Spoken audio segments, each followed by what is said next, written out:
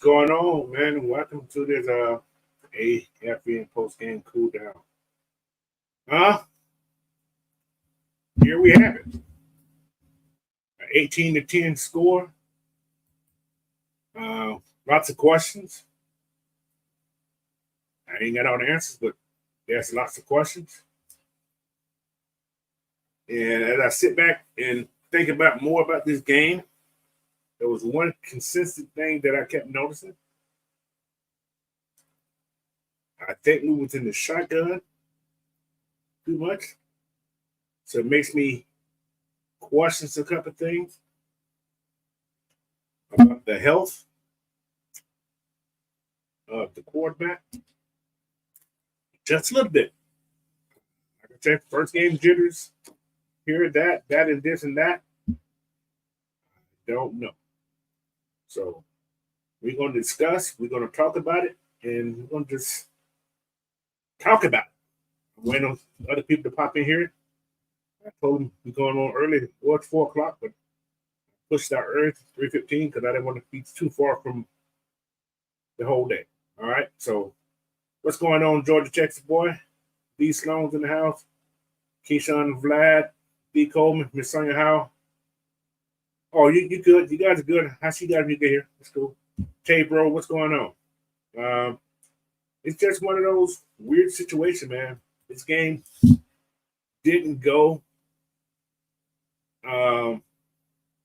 like we expected to go, but it did go. I'm more upset about the loss. Well, not really the loss, but just the. What's up, K-Sal? How you doing, sir? Yo, what's going on, Coach? Hey, man, I'm just processing. I had time to sit back. That's why I did it so late. Yeah, How do you digest this game? And like I said, my mind. So I think about other stuff besides this game.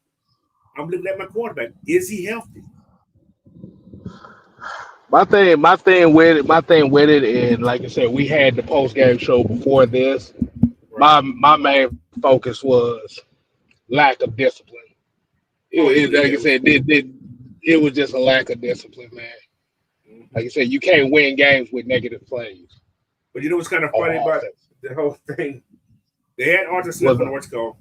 He did almost the same thing that teams done to him last year to us. Right. You know what I'm saying? Which was weird. Right. Very weird situations. Like, damn, we've seen that before. So exactly. Because like you said, the thing about it was like the turnover margin was the biggest factor in this damn game. 9 points, baby. 10-9 scored. We didn't have no turnovers. Yeah. That's all I'm gonna say. But that's no excuse. We lost a game. But my concern right now is my quarterback healthy? To me, this is Pete person, me just from a coaching standpoint. Kurt works better out of the shotgun, under the center than he does out of the shotgun. Personally, I think. Yeah. I mean, like Mike said earlier, and I think a lot of people heard on the broadcast. The telecast was, like you said, this is the first time Kirk Cousins got it actually worked out of a pistol. Correct. Mm-hmm. That's what I'm saying. I don't know if I don't think it has much to do with him being hurt. I think it's just the comfortability. Like you just got to get comfortable, and I think that's a good it's a good idea to do that because what you want to do coming in the next game is mix it up a little bit. Right. But yeah, man, like I said, it's we're not even talking about this if we didn't turn the ball over. All right, we turned the ball over way too much. And had penalties, and we're not even worried about it. So it's gonna be, like I said, it'll be fine. Just got to stop the turnover. Way too undisciplined, like K-Style said, but we can turn the ball over too much. 3 turnovers killed us. That's one of my keys. Do not turn the ball over. Protect the ball. Mm-hmm. That was literally one of my keys. It was like we got to get turnovers, and we end up turning the ball over. And the thing about it was, it's not even really necessarily the turnovers that I'm concerned about. It was getting the big plays and then having the yellow flags come out during Yeah. those big plays. Around the old days. That's what I hate to say. It's right with the days we had already. What's going on, Big Will? Yeah, man. What's going on, man? This was a very strange game. That's why I was saying everybody's what the prediction. I usually predict every year. I didn't pick a game. I didn't even pick this game. I said I don't know. I wasn't sure how they're gonna come out and play. Yeah. But we hit, like they say, you can win on paper. You look great, you do, but you still gotta go play this damn game. You still gotta pay. That's why I don't make predictions. I said I didn't do nothing this year. I said I can't. I don't know. You not get me about to predict shit. You crazy as hell. I wanted to win, but I'm not really stressed on this loss. I just don't like the turnovers for one. I don't like that I saw my quarterback under that much pressure. Man, Dahlman was a mess today. I don't know what his problem was, but he was an absolute mess. I told you when they put two people over him, that's what happens. Yeah. And who knows this best? Arthur Smith. Mm-hmm. So he what they did with this defense here, they used Arthur Smith. You knew their weaknesses. Mm-hmm. And I'm not mad at him. He did what he's supposed to do. This is their weaknesses. This is what you do. That's his offense, so he knew it. Offensive line, pretty much. He built that offensive line. That's his offensive line, exactly. And what he did, he said, if Cal's on there, Cal is not going to hit nobody. And Cal should have hit him, just touch him. You're going out on your route too soon. You got to chip. If you're there, chip him. But Kyle didn't want. He didn't want to touch nobody at all. With J.J. Watt being J.J. Watt, you can't leave him one-on-one with nobody. You can't. That was a problem we had there because J.J. Watt is going to, if you don't chip him, he's going to disrupt the game. T.J. Watt, go T.J. Same motherfucker, they brothers. Mm-hmm. Yes. He damn sure look like J.J. Watt today. He damn sure look like that motherfucker today. But yeah, man. I ain't gotta say, man. There's a milk carton out for our offense. We got an APP out for our offense. We were rusty as a motherfucker. Not no 1 week game. We were rusty as a motherfucker. I don't care about 1 week. We just rusty as fuck. We was rusty. And it showed all over. It showed all over. Now, everybody else was scoring touchdowns, though. We couldn't score no damn touchdown. I'm not finna make no excuses. Who was everybody else? Because everybody else in the league struggling. Bro. Everybody's struggling in the NFL. We was rusty. Like I said, I'm a straight shooter. If we play good, if we play straight bad, shoot on every motherfucking body. Fuck all that shit. I'm worried about the Falcons right now. I'm worried about the Falcons right now, bro. Well, we're not going to worry about it. We're going to talk about everything. We're going to be honest about everything, not just about y'all let me get the point across. Hell no. I ain't going to let you say no bullshit. We're not doing that. We're not praising them when they good, then forget about when they bad. But no, I'm gonna hit it hard. I'm saying everybody do it. Everybody bad. I'm not stunning everybody, bro. I'm talking about the Falcons. Well, we gotta be honest then. This is a Falcon Post Game Show, bro. Falcons. Yeah, we talk about everything, not just the Falcons. Mike, hold on. Y'all let me know when I get my Hold on. So I have a question. What do you what do you think went wrong with the offensive game plan? What I think went wrong, we did too much passing first off. We went off of what was going. We was running the ball good, then we get off of running and try to start throwing the ball too damn much. Kirk Cousins missed a lot of fucking goddamn passes that was right there in his face. He missed it. He was a little too jittery. We had on the 3rd and 1, we had Tyler Algier in the flat. He didn't throw it to Tyler Algier. Tyler Algier was good for 5 yards. We could have had that first down and kept that drive going. We was driving. We had 3 turnovers that he was a part of. and we was driving on them turnovers, and they scored on every one of them fucking turnovers. He was rested. He was rested, bro. The defense played well enough for you to win this game. We gave up 18 points, and their last field goal was late. They beat us for kicking fucking field goals, bro. So I'm not gonna shoot it. I'm not gonna bullshit shoot you. I'm gonna tell you when we bad. I'm gonna tell you when we good, and I'm gonna have goddamn points to prove what the fuck I'm talking about. All right, so what do you think differently offensively that should have been the focal point as far as like you said, we're just gonna go off the notion that they're rusty. Like I said, we're gonna go off of that. First off, you stick to what's working. You take what they giving you. The defense wasn't giving you no big passing, no big passing plays down. So check the shit down and take what they giving you. We can get them little 5-yard plays add up. It only takes 10 yards to make a fucking first down. If you check it down to what's there in front of your face, we move the ball, we move the chain. It's just like boxing. You jab a motherfucker a couple times, then open up that big shot. All you have to do is take what the hell they giving you. Tyler Algier had 3 touches for 21 yards. He averages 7 yards a touch. Tyler Algier go for a big run, they take him off the field. Back to Bijan. Bijan had 6 touches in the fucking row. We got to be better spread out with our fucking offense, bro. We got to, bro. We got to. We was rusty. The play call, you can tell that Robinson, first time play caller, he wasn't counter punching like he needed to at the point. When he had the opportunity there, he wasn't counter punching. So that's what he should have did. The defense, AJ Terrell, the defense was doing good, except AJ Terrell. AJ Terrell was getting a goddamn draw burnt off. But the defense was doing their thing. They played well enough for you to goddamn win that game. Only giving up 18 points. And goddamn 3 of them field goals were 55 plus. So I'm saying. Okay. So when I made the point earlier where I was talking about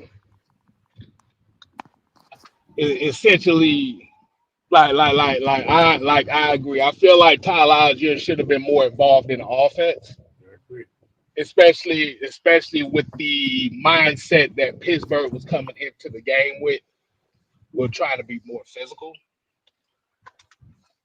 I think this is the question what I'm trying to ask. Do you believe that they tried too much to showcase the passing team? The passing game, yes, they did. They tried too much to show, yes. Because the run game was working, and they still was trying to go back to that pass to show off the new weapons they had. Yes, they were. I got another. I've been thinking about this also. Yeah, they was rusty. Okay, first game. Think about this. First game. I know we all want to win the game, but sometimes you got to strategize for the next week. Think about this. These guys haven't played together in a real game that mattered all season. Over a year. We talking about almost a year. Think about this. I understand people wanted them to play in preseason. Yes, I understand. Kirk wanted to play in preseason. I understand that. But this is Pittsburgh. First game of the year. Right? You're not playing if this was a division game, it's a totally different feeling. This is not a divisional game. This game don't really hurt you. Hey, but Coach, we can't look at it like that, Coach. We can't give them an out. You have to look at it like that as a coach. Well, did we really have this game here? We had the game that to win. The defense made 2. Say that. We can't say that. Listen, Coach, it was 15-10, Coach. It was 15-10. The defense made 2 important stops, yes, 2 drives in a row. 2 drives in a row. We couldn't do shit with it. We couldn't do a motherfucking thing with it. So I'm not finna give them that benefit of the doubt. Oh, we strategized for it. No. It was there for us to take it. We couldn't get it. We couldn't get it. I got a question then. So that means Pittsburgh's better. They was better today. They took advantage of it. They But took that's the advantage of whole the point. That's the turnovers. whole point of They That's took. the whole point. They was That's the whole point. They're They was better. better today. They took advantage of the turnover. They didn't turn the ball over. We did. But We that's turned the ball over but 3 that's times. which is That's the true. whole point that we're talking about. No, Sometimes the the whole team is point is just you trying to give excuses. No, it was there. no, No no, excuse. no. They're You better. no. They Stop, was better.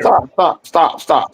See, this is exactly what we were talking about earlier. This is exactly what we were talking about. Sometimes a team is just better at what you think you are. This is why I don't do predictions because we come in as I fans. mean, you do And predictions because it's fun. It's fun. As a fan, it's fun.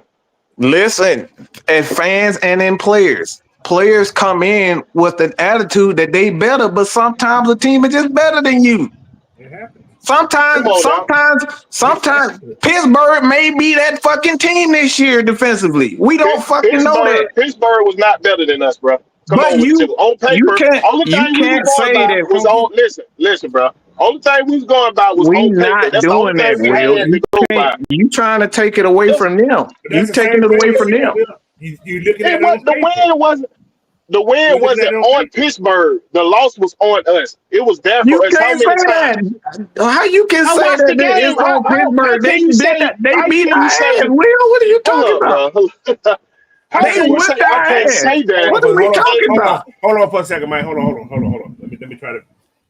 So the loss is on us. Yeah, we lost the game. Yes, we did. However, Pittsburgh was better today. You got to say that. There's nothing about who lost or win. You lost the game. We lost the game. We did lose the game. So that means Pittsburgh was better today. Who knows what's going to happen next week? Who knows what's going to happen? What are we? Okay, I got a question. We got Philadelphia Monday Night Football, right? What if we go to Philadelphia and just whoop their ass? Does this win matter? Does this loss matter? Now we got a whole discussion. We got a discussion now. We're looking at it from a fan. I'm in the coaching mindset. I've lost first game lots of time and come back and win 3, 4, 5, 6 straight. So Thank you, Clay Milton. Thank you, Clay Milton. Put Clay Milton's statement up there. Put it up there. We having a conversation. We having a conversation here. Answer the question. He asked you a question. If we come out and beat the crap, what was the question? If we come out and beat the crap out of Philadelphia convincingly, we still talking about we still will be resting in week 1. That's still gonna be there. But what if Pittsburgh is just that damn good? Listen, I'm not gonna dismiss Pittsburgh ain't good, but I sat there and watched the game. Pittsburgh ain't that damn good. I watched the fucking game, bro. What are you talking about? Where you just said they won because we gave the game up. That's what I'm trying. Y'all keep trying to say that they beat us. No, the fuck they didn't beat us. We gave the game up. Shows it though. They won on the scoreboard. They made plays when we didn't make plays. But like I said, I'm not gonna make. I don't care if the Falcons in my team until death do me part. I don't give a fuck. I'm not gonna make excuses for what I just saw right there. That's excuse. They made the plays we didn't. Excuses, bro. I'm hearing excuses. Okay. Hold on. Let me say it like this. So pretty much where it's going down to is, yes, the Falcons didn't do themselves no justice in this game. But even when a team doesn't do themselves no justice, the other team has to take advantage of it. This is the conversation that. Okay, let me ask you a question, K-Style. If this was Kansas City in this situation, they turned the ball over 3 times, and but the defense kept giving them opportunities to get the ball back and scope. You telling me Patrick Mahomes wasn't gonna drive that ball down the scope? If he failed before, no, just answer the question. You telling me Patrick Mahomes wouldn't drive the ball down? How many times the defense gave us the ball back? They gave us the ball. We got to talk. Hold on, Mike. Keep going, Will. We got to talk an example with y'all, how y'all talking about it, because y'all trying to make it seem like I'm coming out wrong. I'm finna go on here and hit y'all how it goes. I understand what you're saying, but this ain't Patrick Mahomes, man. You can't look at every quarterback. I know, but I got to explain to how they understand it, Cole, because they not understanding the way I'm saying it. So I'm going to put it in the spot they understand it. If it went Kirk Cousins, if it was Patrick Mahomes in this situation, the defense gave us the ball 3 times back to back. What he would have stole one of them times on the touchdown? What he would have stole We the don't touchdown on know one of them that. times? Oh my We God. don't Okay. know. All right. All right. Hold on, So hold on, hold on, hold I'm on, done with hold that, on, bro. Okay, so hold hold I'm on, done with that, bro. hold on, I'm done with that shit. hold on. Let me Hold on, say hold this on, hold question. on, hold on, Coach. Let me ask this question. Like you said, the thing about it is 9 out of 10 when you look at it, yes, you will expect Patrick Mahomes to score on one of those plays. But there's also been games as well where he hasn't. Like you said, it's gonna go by a week to week basis no matter what we're looking at. So What when we're Yeah. happened this looking at past We weekend? talking about three No, chances, no, K no. Star. You so can't Three. change it. You can't change it, Will. You can't no change it. I ain't changing. I said when I said three chances. The defense gave us no. about three chances back to back. But like I said, And we at the couldn't do same nothing time, on now one of the drives. at the same time, we've seen Patrick Mahomes in certain games like that too, where the defense gave him chances This and he past didn't week, deliver. But it happened but Thursday. hold, He failed. hold on, Mike. So when we're looking at this from a standpoint of what this game is, because Will, I see what you're trying to do, but at the end of the day, with this game, the Falcons failed in their opportunity. And It that's what like I you said. said. That's what I said in the beginning, bro. But y'all making it seem like so. I No, said that in the beginning. no, Say no, we did take advantage of our opportunity, and Pittsburgh did. I We said that. lost. But y'all trying to make it seem like I No, said something else. no, It's no, a no, loss, bro. I'm gonna no, No, that's explain no. it. not. Like, listen, I'm not. Mike. Hold on, both of you guys. Hold on. No, that wasn't the issue. The issue was you wanted to get the point out, but the thing about it was when we come to that conversation right here, like I'm having with you right now,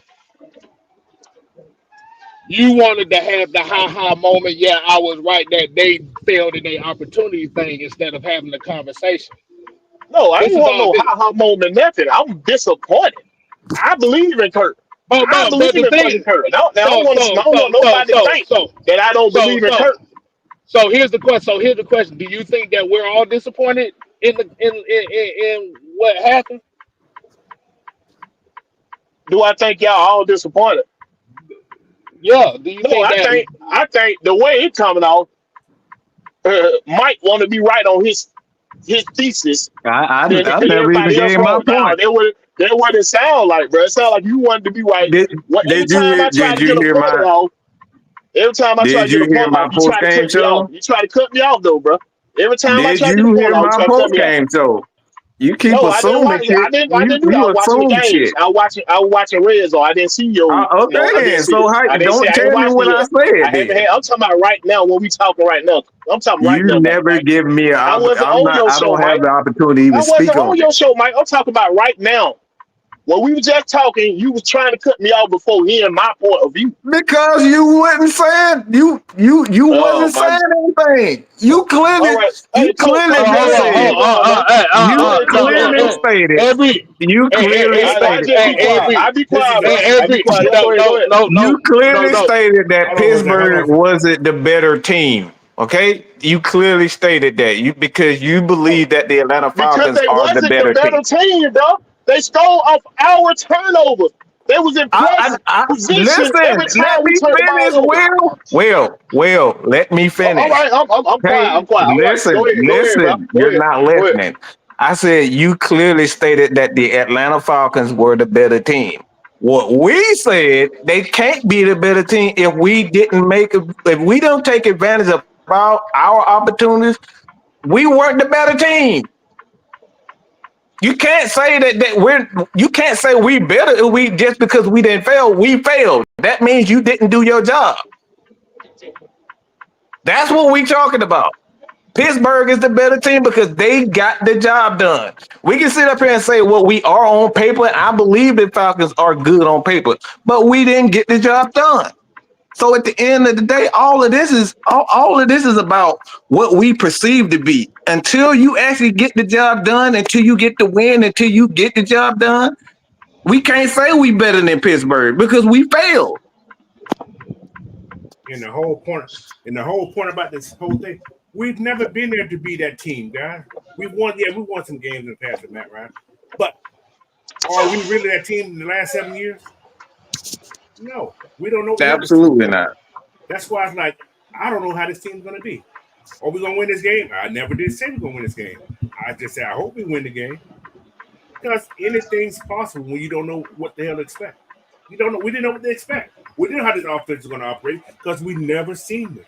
We've never seen it. And this is why I tell y'all all the time about predictions. This is exactly why I don't do predictions.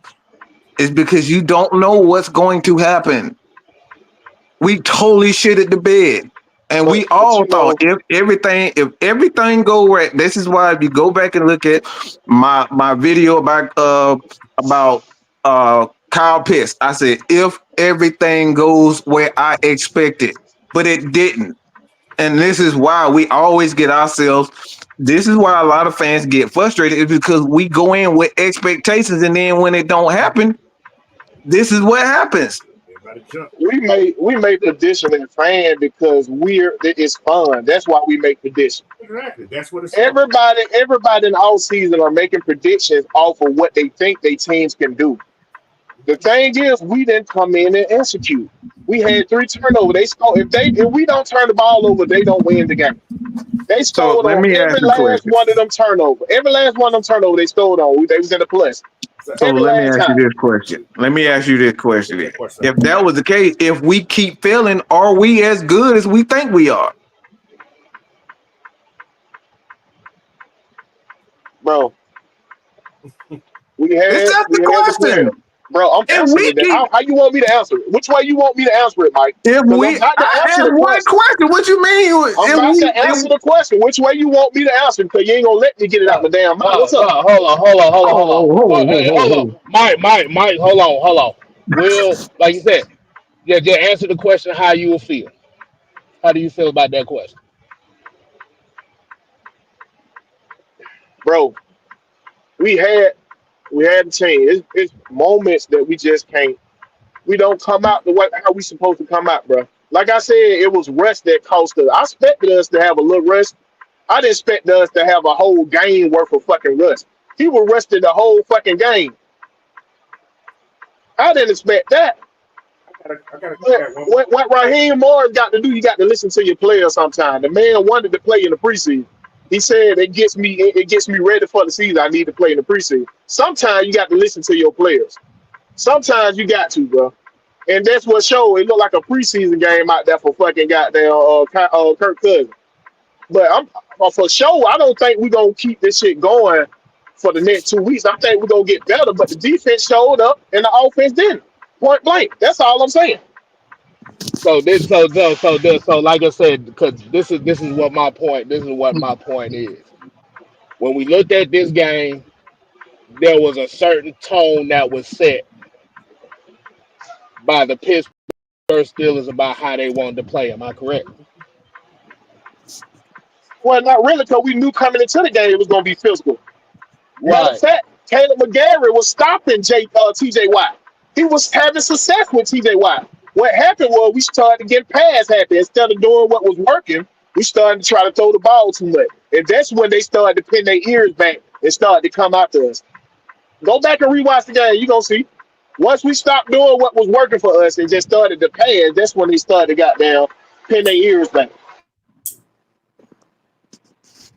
And y'all surprised? That's exactly what we came. That's exactly what we talked about.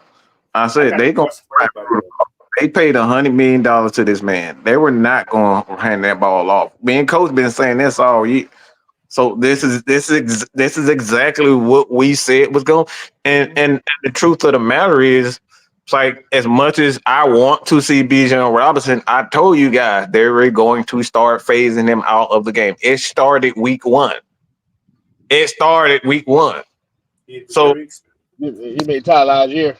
Straight. Already. It might be said it all summer. But and I've been saying all summer too, it's gonna handicap your offense. And guess what it did? It handicapped your fucking offense today. Because you tried to be a pass happy team, that shit handicapped your offense. Because you tried to give Tyler Algier the ball 3 times, that shit handicapped your offense. But Tyler Algier will tear their ass up every time he turn the ball. But this y'all gotta realize they had 26 passes and 22 rushes. That's pretty even. Pretty balanced. They That's a just balanced offense. It they just can. they wasn't producing like you wanted them to produce. But I got let me ask this question real quick. We see how this week went, right? Whatever happen next week again? Are we that good team that you think we are, or are we just who we are? See, everybody look at, like I said, on paper, everything looks like hunky dory and great, but in reality, we just we may be that team. Ain't that team who everybody think we are? we may not be See, as good as we think we are. So, this why I'm gonna go with this. Like you said, this was a definite L on the first week. But like you said, I'm not. I haven't. My mindset. The season's not over. The thing is, like you said, the thing is, this loss was a reality check. It was an ego check. Loss right here Mm-hmm. because we came into this game, and like I said, as most Falcon fans, and I say it even with me, we came in this game thinking, okay, this was a revenge game against Arthur Smith, and this was a game against Justin Fields. Now, like you said, Tyler Algier averaged 7 yards a carry. Am I correct? Yeah, Yeah, yeah. mm-hmm. but Yeah. I think Right. I Hold on. Let me say. Let me get this. first because I think he had a big run, so that might be inflated a little bit. Right. But the thing about it too is, and this is what I would say. You still going to have to incorporate him a little bit more 10 yards. because, So like, but look, this is what I'm saying. This is what I'm saying. Because if we don't know if Kurt is 100% healthy or is he rusty, that's why you want to kind of lean to more of the running game early. Because like you said, when we looked at that first drive, what did we see? We saw a mixture. We John, saw a mixture. We it saw was. I said, and see, this is why I was like, that's why I say what this running game, you can't really look at the 7 yard, the average because it is inflated in regards to both Bijan and Tyler Algier. But the thing is, they did kind of get too fast and focus much on getting the ball. And like I said, I understand why you want that. And to be honest, man, I kind of what Coach was talking about and what we talked about on the first preseason post game show that I just this is really just a direct derivative of the NFL taking away these preseason games. And I know a lot of coaches like Raheem, they don't like preseason games, but this shows you why you need this. Because these teams are gonna come out rusty. And that's why I say we gotta be patient right now because we may not be as good as we think we are. I saw Kyle Pitts missing blocks, like easy blocks. But it may have a lot to do with the fact that Arthur really knows who this team is. So it's like this is why the next game is so important as well as the Chiefs is because and this is what Coach was talking about setting things up. Maybe they wanted these teams to see certain things because like coaches, it's all about setting up the next game. This is what coaches like to create. So I know everybody frustrated. I know we all believe that the Falcons, on paper, offensively, they are much better than what this is. But like I said, we got to give it time because maybe we're not as good as we think. Maybe Kurt is done. We don't know, but that's why it has to go to the next game.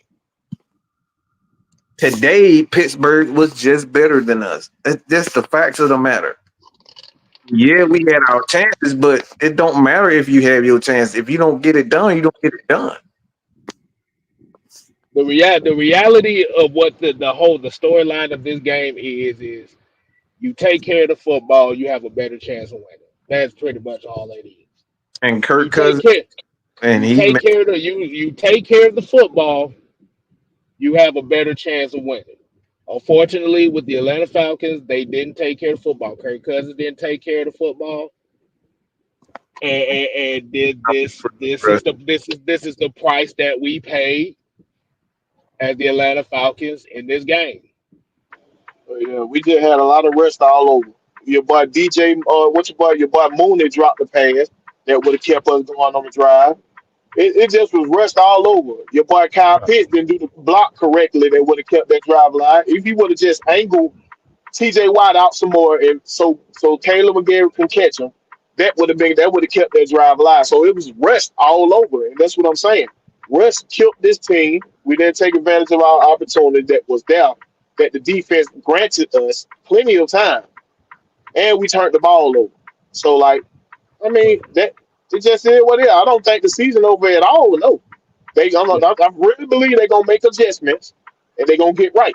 But I'm just saying, I'm gonna state what it is.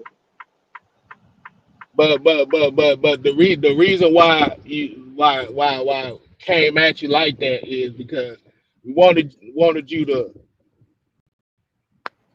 kind of take the like outside of the frustration, just take the frustration out and kind of state the point as far as what we seen and what we know what was going to happen. I got a question just off the sudden.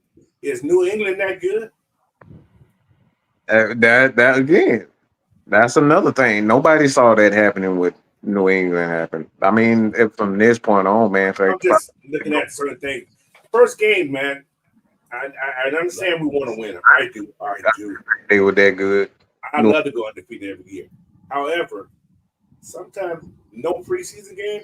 It's important to a degree. It is, but as a team, you got to do what's best for your team. You got to think about the health.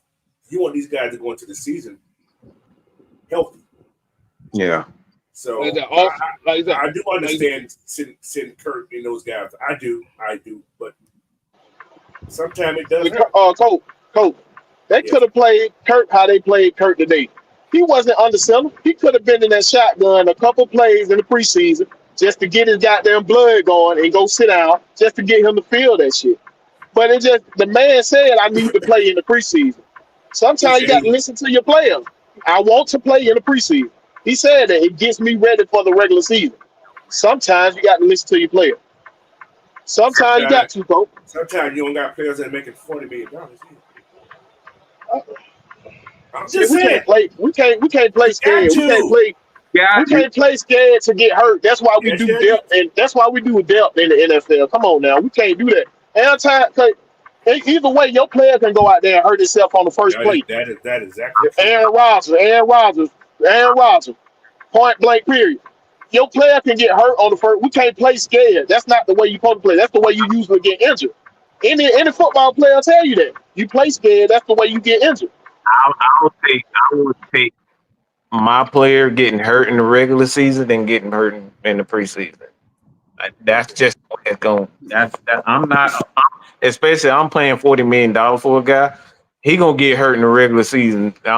He's not getting hurt in the preseason. Okay, so what's the difference if he get hurt on the first play like Aaron Rodgers? What did he help you with? Mike? Now we're getting lost. We're getting lost in what the real issue is. At the end of the day, the Falcons didn't take care of business. At the end of the day, regardless on if this playing preseason or if this getting scared to get hurt shit, the Falcons didn't take care of business. And that's what I came in with. We didn't take care of business. I came in with that exact statement. Like I said, we didn't take care of business. We turned the ball over. Like you said, all this other stuff that everybody keep talking about. At the end of the day, the Falcons lost the game. Didn't take care of business. Like you said, you just know that next week on Monday Night Football, going into Philadelphia, you can't go into Philadelphia turning the damn ball over. And that goes for Kirk Cousins. That goes for anybody else.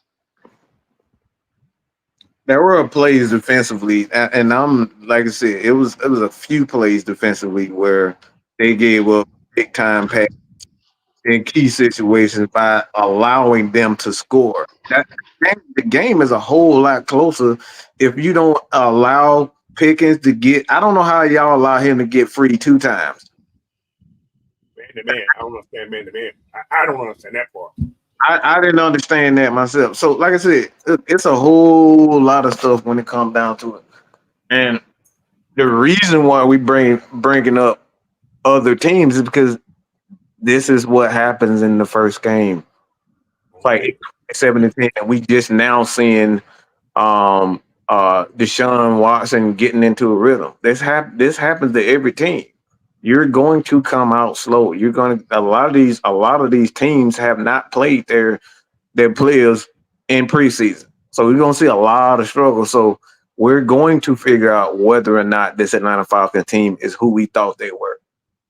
But it's going to take time. We can't get at this game. Maybe Pittsburgh is just a better team. Maybe they are that team this year.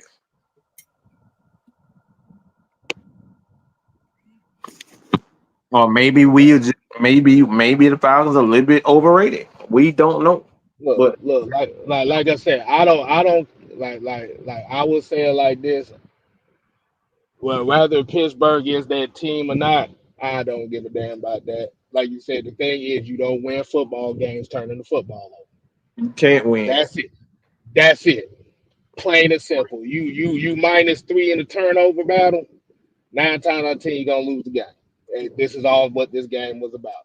So, like I said, all that other shit is irrelevant. $50 million for a quarterback, and they can't score 10 points. It ain't even just the turnover; it's the penalties on the big play that took away big plays too. Mm-hmm. That's what I was more disappointed in than anything. When you had big plays, when you had Bijan Robinson down the sideline, 15+ yard play on a pass play, then it gets called back because of a hold. Then you got illegal formation where you have Kyle Pitts catch that goes for 20+ yards. Like I said, those plays in itself right there plays into all this. Like I said, we just can't talk about the 2 interceptions and the fumble. You got to talk about the other negative plays. But we all said the offense didn't do their job. Yes, they did. But that's like Mike said earlier, the defense wasn't happy. They wasn't so great either. Everybody gonna say they was tired. Yeah. But you gave us some shit that should never happen. AJ Terrell gave us some shit. Well, no, and Jesse Bate got beat on 1 too. He got there. It wasn't no passing. It was running too. It was running. Yeah. It wasn't just passing. It was running too. When you giving up 9 yards from 3rd and 9. Yeah, we missing a lot of tackle. We had a lot of tackle missing out there. So we was in position. They missed tackle. There's a whole lot of stuff that played into this game. It still falls into rest. It still falls into rest because we didn't play these guys. It still falls into rest. Well, the penalties, all that falls into rest. Illegal formation. Kyle Pitts not getting lined up on their goddamn center belt line. That's rest.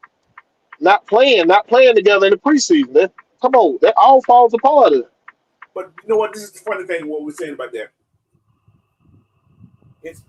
I understand not having that competitive edge against another team, but you had 5,000 snaps supposedly in this offseason. That's a lot of freaking snaps.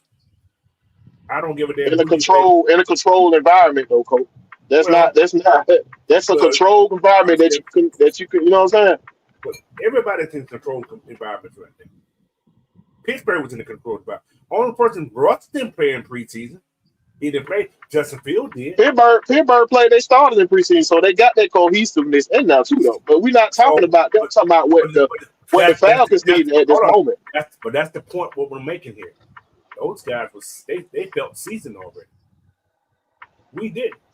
Like you said, you're gonna see a lot of teams that have rest when they first come out, but not the whole fucking game. We was rusty the whole game. Well, Westcott had a lot of rust. Carolina. That is Carolina. Come on, nobody expect Carolina to do nothing. Nobody expect them to do nothing. I want you to say that. So that means New Orleans is fucking real good. No, that means they played Carolina. Carolina sucked. No, you can't say that though, Will. We already knew Carolina sucked. We don't know. We didn't know. We never seen them play yet. That means we sucked then. Okay, hold up. So we thought Carolina was gonna beat New Orleans this week. Let's be for We real. didn't know. Who all thought they were gonna beat New Orleans? I thought they played better. Nobody thought they were gonna beat New Orleans. That's what I'm saying. Who thought we were gonna put up 47 nobody. points? Y'all ever tell me we came in here and said, okay, we're gonna lose to Pittsburgh so we can be ready for the rest of the season? No, that ain't what we did. We had opportunities. Our defense gave us opportunities. That's what I keep trying to point out. Our defense gave us opportunities. We didn't take advantage of it. That's all I'm saying. We didn't take advantage of it. Our defense gave us opportunities. They played good enough. That's what I came in with. They played good enough. They only gave up 18 points. And that last field goal was, like this dude made 55 plus. He made 3 55 plus field goals. I thought they would win that. I thought they would win that, to be honest. You say what now? I thought the Panthers would win. I didn't think they would put up zero. Like, I didn't think they would get fucking stomped 30. Like, it was 30-0 in the first half. I didn't expect that. I don't think anybody would expect that. Nobody expected them to get beat like that, but nobody expected them to fucking beat the Saints. Real talk, ain't nobody really thought they were gonna beat the Saints. That's Week 1, and they learned a new offense. That's the goal we make. Like I said, this is why time increases is going to be a virtue, because we don't know any of these teams. It's the first game. We don't know where any of these teams lie at this moment. So we got to give it time for these guys to kind of get. Because, like I said, man, these are penalties that shouldn't have happened. Kyle Pitts not lining up properly. That's something that he should know. Like, you in your third year and you don't know that you need to be on the line as a tight end. Like, these are things that he should know. So that ain't rush when we talk about mental mistakes, holding and stuff like that with K-Style. That's not mental mistake. That ain't rush. This shit you should know. Even that one thing that was took 3 points off the board is when Big Eddie, deep in the hole. They got a first down on the 3rd and 6, 35, 34 now, and they would stop. But first down comes out. So the whole team had part of this whole thing, man.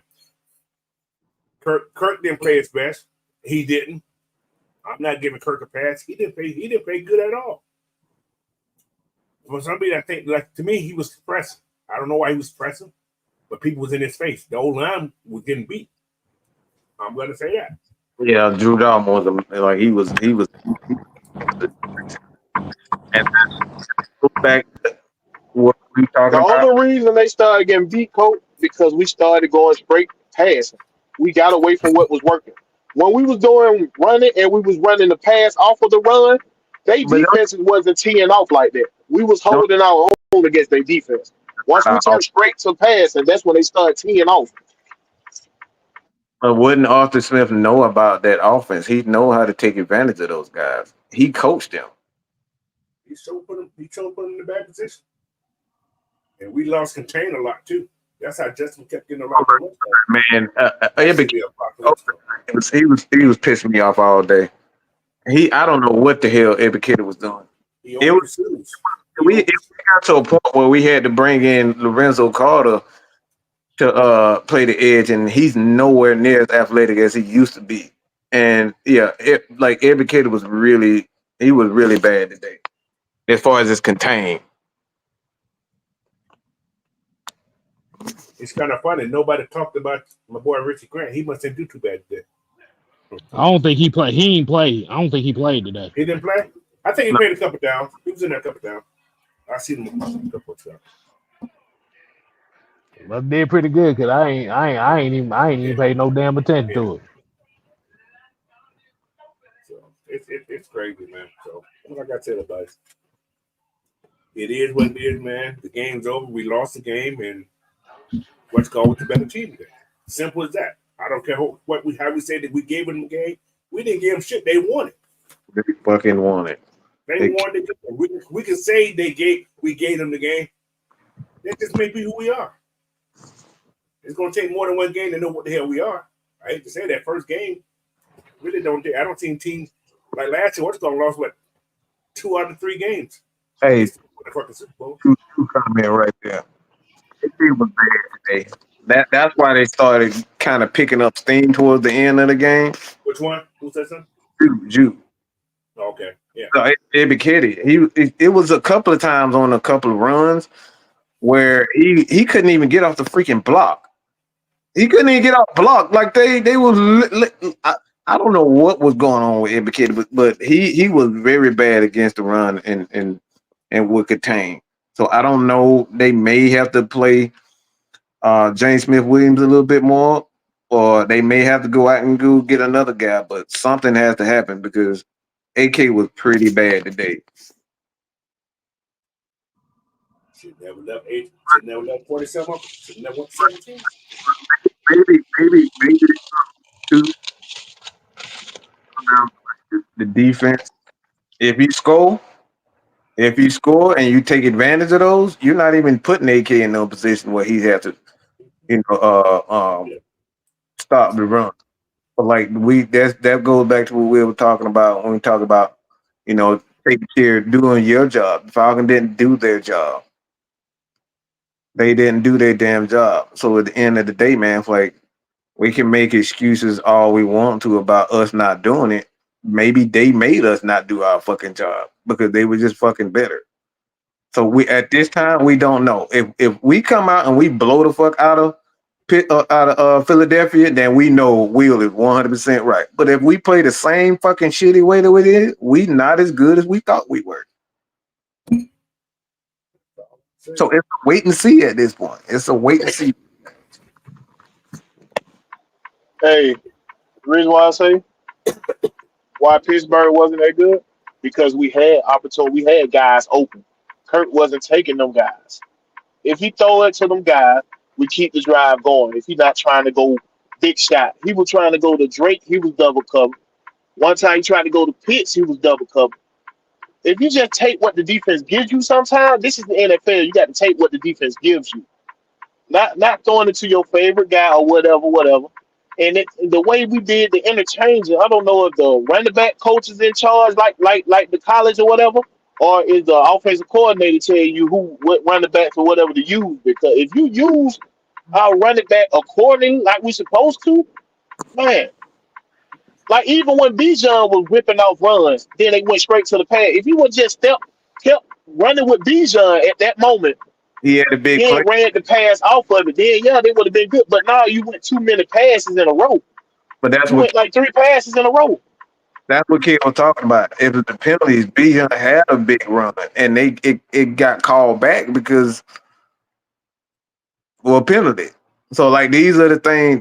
These are the things that goes into being whether we good or bad. You got to take care of the fundamentals. You got to not hold. You got to not jump off sides. You got to take care of your business because if you don't take care of your business, teams like Pittsburgh, they're gonna take advantage of it because that defense been together for a minute. We haven't. This offense hasn't been together. Yeah, you can't go from a 1st and 10 on a big run, then all of a sudden now it's a 3rd and 15. And that's the situations that they were put in. That's the unfortunate situation they were put in. What did not help, quote unquote, help. I hurt, but I do know he doesn't have confidence yet. I do know that. I don't know if he's hurt. He's still hurt, but he didn't look confident today at all. Now we're going. 3rd down was atrocious. Oh my. 3rd down for us was terrible. I thought the play call on 3rd down was predictable by the formation he was using. We didn't spread. Now, in preseason, what we seen on video, we spread these teams out. Why we were still so freaking tight and said everything is at the numbers? Everything was at the numbers. I was like, what the hell? It was like running Arthur Smith offense over and over again. Like I say, I don't think that's our offense. Our offense ain't like that. Not what I seen on film or what I seen on all these highlights. We didn't have this tight formation. Mm-hmm. So, like I said, this game right here, could have been preseason prep per se, and just hope to win it. Because we could, like I said, turnovers, we win that game without those turnovers. We win 10-9. I'm going to say we win 10-9. I can put that on paper and say we win 10-9 without those turnovers. Because those guys couldn't move the ball down the field. They moved the ball, but There was a lot of times that was all they moved the ball because we got dumb penalties in those key situations too. They only had, I think, like 200 and something total yards. let me see them there. I got it right here. They had total yards 270 yards. Yeah, And we had 226. to be honest, that's below league average. That's pretty low. Both teams. 16 completions for Kirk and 17 completions for Justin. Which listen, I'm gonna tell y'all something. I'm gonna give the kid credit. He passed for more than he ran for. I said it. Kick ball down. That's what he needed to be doing. He checked down perfectly today. Everything he did was check down. He hit Judge Pickens on a couple plays, but everything else was checked down. And his running backs or whoever threw the ball outside did their job. So He did exactly what he was supposed to be doing, especially with playing with a team like that. 3 turnovers. Oh my God. But you force him out of those situations by scoring. If the Falcons score a touchdown, that game is nowhere near the way it is. Especially early. We can rely on Tyler Algier and Bijan Robinson if we just score a touchdown instead of that field goal right there. The game is in our hands right there. If we score a touchdown. Yeah, I didn't like the short yardage and we go throw the ball. I said run the damn ball. That's what I was hoping they didn't do it. It just reminded me so much of last year. Like, why are you throwing the ball? So you stated that too, that the thing is that we weren't really pushing the ball downfield like that. And the crazy part about it, Kurt is very good at throwing the ball downfield. But did y'all see his face when he was throwing the ball? He was grimacing. Yeah, I saw that. Why are you grimacing? Every time I was like, he's grimacing. Something's not right. You know, well, yeah. But once y'all remember that first time when TJ hit that arm and the ball went in the air like it was like a dead duck? Right after that, right there, Right. the ball started coming out his hand real funny.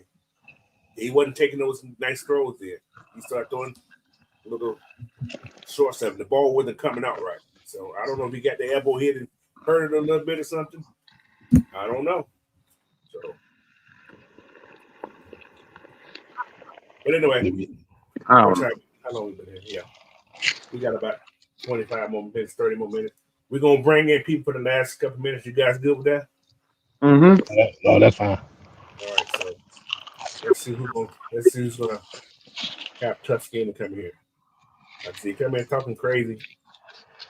Say what you got to say. We'll give you minutes and we're gonna respond and we're gonna kick you out. All right? Sound like a plan? All right. So the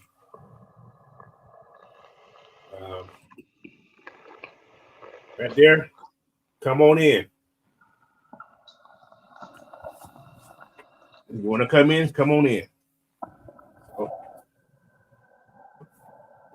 So next week we got Philadelphia. That's Monday Night Football, right? Yeah.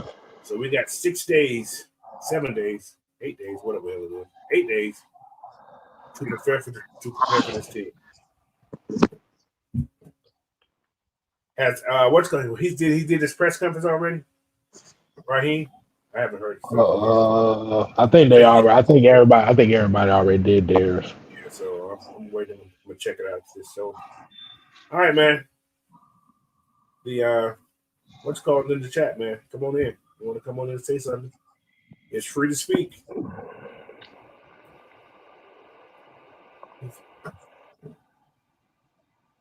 Peace out.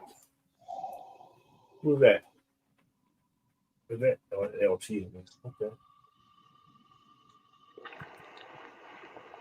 What's going on, LT? How y'all doing? How y'all doing this evening? We here. Big. So, Say what you got to say, bro. Go ahead, talk to me. all right. So, hold on. Okay. Answer the phone. Like I know.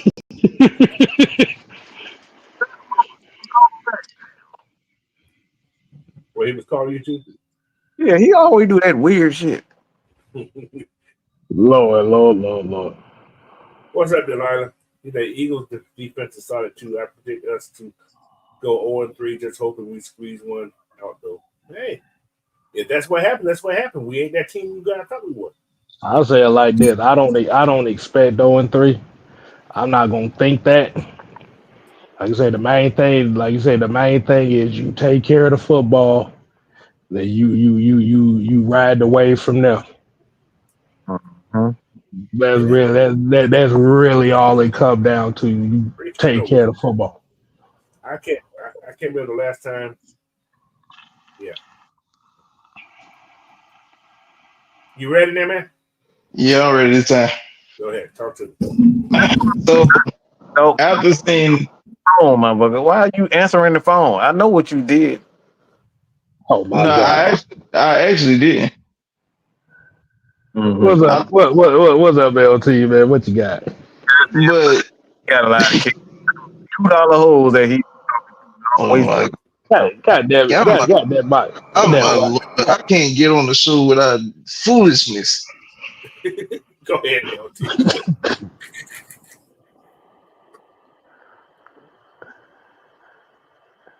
Man, he don't want to talk. What the hell? Floor is yours, bro. What you got, Trav? Is you muted?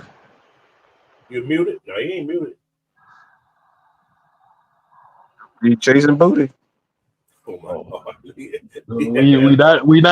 We not doing that, man. We not doing that. This is a respectable post game show. We not talking about chasing ass around here. Eric Mack said we can beat the Eagles. We can That beat the Eagles. We can beat. We could have won this game, but we okay. wasn't the better team today. That's all it is. When you lose, you're not the better team. I don't care what nobody says. On paper, not. You're not the better team when you lose the game. The best teams take care of the football. Yeah, that's what it is. Always. He's a damn direct TV won't block my ear. What? Direct TV block ESPN. Oh, let's see. I got to find a bar. Okay. See. Y'all better get on Stream East Live. I'm telling y'all better get on that. They block your. Don't say it live, K-Style. Oh boy, Don't say it please. live. They seized the last one out there. Don't say it live. He said don't snitch. Don't say it Don't live, man. They trying to hang on by a thread. Don't say it live. Oh damn. My bad, y'all. I lied. It's not Stream East. It's not Stream East. It's Tricks R Us. Tricks R Us. TricksRUs.com. Now, this game, can we say that it was a defensive game? Yeah, it was a defensive game. Yeah. Oh yeah, definitely. So, Pittsburgh's been known to have top 5, top 10 defenses, right? Mm-hmm. Is their defense top 5, top 10? We'll see. They played back in the day. Well, it's too early. We'll see. They took advantage of their opportunity today. You talking about the Falcons or you talking about the Steelers? The Steelers. Interception. They The thing with the Steelers defense is, like you said, you'll probably see it for the rest of the year. Is like they're weak against the run. The problem was with us was the way that we was running the football against certain guys like a TJ Watt. We played into his hands. So instead of running at him, we was running away from him. Exactly. That's the main thing I was saying, K-Style. Why would you let his speed be the advantage? You know he got speed. Why would you give him a free shot at the running back? His weakness, just like him and Aaron Donald, their weakness was when you ran at them. They could not stop the run when you run at them. That's always been their weakness. You don't run away from them so they can use their speed. That one play, he read McGarry's body. McGarry stepped and he dipped inside. That's how he stopped that one run on Bijan. But when you're running away from him and nobody's blocking him, he has backside alley. And that's why I was saying on that, because TJ, he always travels down. He always chased the back. What's called then bootleg. There was not one bootleg that was wide open. That's why. Why not send Bergeron around there to goddamn tee his ass up? You don't need to because TJ Watt does it. He gets burnt on the what's called all the time. On bootleg. He gets burnt a lot on bootleg. But Kirk did not do one bootleg. Not one. But he's not the bootleg type of quarterback, though. Like I said, from what I've seen. Neither was Matt Ryan, but he went to the Super Bowl with that shit. You gotta have that action. You can't not do it. You gotta have that action. You have to. So I'm thinking, like, is my quarterback healthy? This year makes me question that. And I said that for him. Right. So he only did like three snaps up under the center. Mm-hmm. And you know, bootleg requires you to roll out. So we ain't see none of that. And that's a part of the West Coast offense. That's a big part of the West Coast offense. So, you might be right there, Coach. I think what it is that a lot of us was more surprised they was running more out of pistol than they was shot out of the gun, which they really, like Zach Robinson been around Sean McVay a long time. They didn't run. I don't remember them running this much pistol out in LA. Not with Matt Stafford. They was running gun. So they look like Arthur Smith right now. Right. And like you said, the thing about it was I know you didn't want him to be close to the line of scrimmage, but he was not far enough away from where the rush could get his ass. So that comes down to the question that we asked before. Was this, like you said, and I will agree with Will on this one. Like you said, Russ played a part of it. Were you too overcautious? Was you trying to experiment with something different? Because, like I said, I expected a little bit of pistol, but not majority of pistol. Too much for me. Hold on, we got William Amen. What's going on, man? What you in the dark or something, boy? Yeah, I'll listen to the conversation. Got footsteps, baby. Go ahead. In the dark. You got a couple minutes. Go ahead and talk what you got to say. I got to blame it on the offense, man. Zach Robinson. I'm blaming on Zach Robinson. Raheem Morris. Hey, fix your mic, Will. You too low, bro. I can't hear things saying, bro. Hold on. Muffled. You hear me now? Yeah. First of all, I'm blaming this on Zach Robinson and Kirk Cousins not being on the same page. And Zach Robinson, I need you to be on the field. I don't want you in the press box. You know, when we go to Philly, I better some caress. I better see Patty with Caleb McGregory because just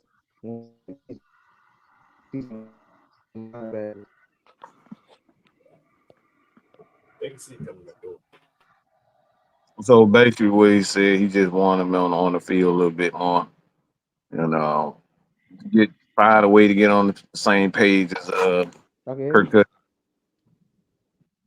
So hold on. So let me ask everybody a question since William brought that up. Do you think that plays a difference with offensive coordinators being in the press box other than being on the field? Do you think that do you think that makes a difference? No, it's actually better. You wouldn't think so with a veteran quarterback. You mostly want to be on the field where you got somebody who's younger or something like that. But with a veteran quarterback, you trust that he will, you know what I'm saying, be that coach on the field for you. That's what you're expecting. You know what I mean? Wow. So, but that wasn't TJ. That wasn't TJ Yates who was down there with Kirk either. Was that TJ? Who they kept showing? That didn't look like TJ Yates to me. That wasn't TJ. That was that didn't look like him. So it could have been, but it didn't look like him to me. So that's why you would think you have to be down with your quarterback coach to be down there with Kirk, but I don't know if that was TJ or not. I can't really say it was him or not. So, but I think for offensive coordinator, it's good. It's good to be up in the box because you see the field better, and especially you got good. But you got to have a good support staff to tell you this is what's on the field. This is what I see. You got to have that other ear. You got to have that other voice in your ears. Like, okay, man, look at this right here. Look at this here. This is what here. He's doing this. He's doing that. You got to have that whole communication working as one when you go in the box up there. So. I was about to say, William, you still in here, man? Oh no, yeah. He came back. Yeah, man. First of all, I'm blaming it on Zach Robinson not preparing his team enough. I'm blaming Kirk Cousins because I feel like he wasn't healthy. Raheem Morris kind of, questioned me. I thought he was gonna be a 100%. But preseason, I don't care what anybody say. I know when we starting our starters, but we need to start doing this and like moving on. We cannot have this type of performance. And third, I'm gonna blame this on Raheem Morris not making adjustments. And AJ Terrell, you had a bad game, man. You had a bad game. We gave you the bag, but you thought you estimated George Pickens. You thought I do wasn't that guy. But hey, he balled out on us. So kudos to the Pittsburgh. They made better the defense. They was hungry and they got turnovers what they needed to do to win the ball game. And I think one more thing, Caleb McGregor. I think they should have put Thorne Norman in. I truly do. Who? I just What? don't think. He's a Caleb McGarry. Yeah, They put who in? I know. He's at Storm Norton. Thorne Norman Listen, hold on. Wait. Hold on. I'm gonna say this, William. I'm gonna say this. I'm dead serious. Who the Pittsburgh play next week? Hold on. Let me ask you who the Pittsburgh play. Let me see. I need to see it. I want you guys to look at this. Pittsburgh plays. Linebackers? They play the Broncos next week. He gonna have 10 sacks. Not 10 sacks. Dude, listen, we gonna say 10 sacks. He gonna have a lot of sacks. Listen, this is TJ Watt, bro. He does this to everybody. One of his lowest outputs as a rusher is literally 7 and 5 sacks. Yeah, everybody. 19 back-to-back years. Listen, look, if you don't chip him, he's gonna do his business. That's what he do. That's why he gets that. That's why his contract's so much money because he does that. Yeah. But Garrett can't. What we gotta understand, TJ Watt's gonna win. He gonna get his. You just gotta win some. And Taylor McGarry, Tyler McGarry, whatever the fuck that nigga name McGarry, he was winning. He was winning early in the game. He was winning some. Like I said, once we got away from our game plan, that's when he started to tee off. Once you start to throw mode, you give him more opportunity to rush you. If you hit him with that run, go ahead, Coach. Go ahead. Think about this also. Like you said early, when they was getting their ass whooped on, he was handling. But then Mike Tomlin, that's why he's been with Pittsburgh 100 years. He turned on the apple burners, bro. He said, "Go get these asses." That's what he said. Go get them. His defense did what? They went after him. That's what teams do, bro. Pittsburgh is that way. Pittsburgh do that to everybody. I get that. But I'm saying we should have been fundamental on offense side of the ball. Because I said the offense could at least put some points on the board. Don't get me wrong. What we did, we were doing a lot of screen passes. That was not working on Pittsburgh. They made adjustments and they were Screen pass was actually working. They were working well. But yeah, hold on. Let William finish it up. Go ahead, William. This is what I'm saying, though. They made more adjustments because when I seen Kirk Cousins, he threw the ball right. Trying to throw the McLeod, but he was double coverage. Why would you throw it as double coverage? You didn't see nobody open. I understand it. Just throw the ball away or take the sack. At least take a sack from me. I don't care. We still had possessing the ball. So when he did them turnovers on 2 interceptions, it was over with because the defense gave us the ball back. And I do not want to see Troy. Don't get me wrong, y'all.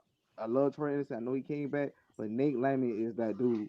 I don't care what nobody say. He earned that. Played well. Troy hold up now. Troy ran down goddamn Justin Field. On the play we had, if it went for Troy, Justin Field would have still ran for like a 15-yard run on the outside run. He only got 3 because Troy ran his ass down. The linebackers actually played damn well. They did. All those guys, they played well Yeah, because Pat Firemute only had 27 yards, and Darnell Washington You caught had one pass. It's just AJ you had Terrell. one It's you just had one mistake by the linebacker. That was Ellis. He let the dude cross his face, and he was open on that out route. That's the only mistake you had from the linebacker. But Ellis is not a cover. they were locking shit down in that middle. Yeah, Ellis don't Yeah, but cover. it was the secondary that was giving up plays. yeah. But that's why I say AJ Terrell, man. Led by goddamn AJ Terrell. You AJ Terrell, you know better. You got to step your game up.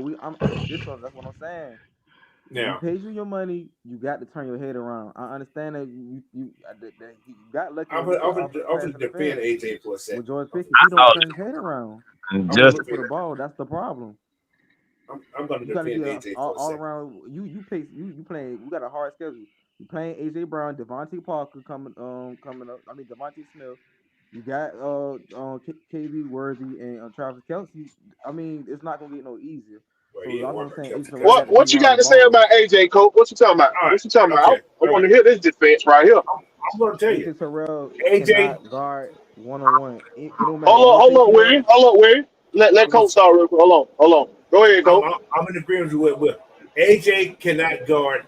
Nobody in this league can guard Pickens 1-on-1. Nobody. Nobody in this league can guard him. He should have had a man on top of him. I don't know what the defense was thinking. You got to put somebody on top of that cat.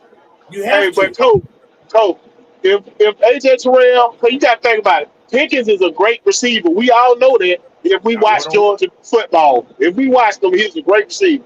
But he was saving Justin Fields on a lot of them. He came back to a lot of the ball. If AJ Terrell get the head turned the fuck around, he could have had his ass a pit today. He could have had his ass a pit today. Cause like Well, I mean, you got to get a receiver 10, 15 yards of space, I but mean, as the route but coming it's back, he but got it's, to adjust and put his foot down on the brake and come back to the ball. AJ but Terrell never it turned his wasn't gonna head. matter. It's 1-on-1 with him. But I'm Y'all, saying who's the okay? if you a true number One more one question. One corner, more question. if I you're got a to true say number this. one corner, you put some ground tackles, stop the run, start slant routes, dig routes. You have to be solid all around. Look how Alexander is from But it's Green Bay. George Pickens, people. Y'all fell. Hey, Y'all, I'm you're just not saying listening to what I'm though, saying. uh, Coach, George what we Pickens got to is the understand, best. Coach, what we got to I think understand. I don't about need you to stop George Pickens 1-on-1 every time. I just need you to let that motherfucker know you there. But You cause got the nobody win, can so do that it. was 1-on-1. oh, I seen some Not corners one on open, one. Coach. Not no one I on one. seen it. No, you I you know seen it. ain't. No, You don't you have to ain't. win all of them, He's but the just best. He's the best person in football today that go and find the ball. No matter what had the ball, George. yeah, He he go go. get that He go. ball. yeah, No Yeah, matter he he go where do it's get that at. that. ball. I'm not Yeah. So not you knocking him can't on that. guard that. But I'm just saying, AJ Terrell, He you've been feels in the the ball. league too long. You've been in the league too long. George Pickens has been doing this ever since he was in high school. You're Ooh. So nobody can guard that kid 1-on-1. You have to have somebody on top of that kid. He's one of those guys you have to double he, every. You have to. I'm gonna say it like this with George Pickens, and this is from outside looking in. When it comes to George Pickens, the best way you frustrate him is deny him the ball. Press Now, coverage. I'm playing press. not it's not necessarily press coverage, but like you said, Get to that quarterback. the thing is with AJ Terrell, and we saw it today's game was, and I think everybody has said it. You turn your head around on a couple plays, he don't catch the ball. Am I correct? Yes. Yeah. Because Justin Field gave you a couple opportunities.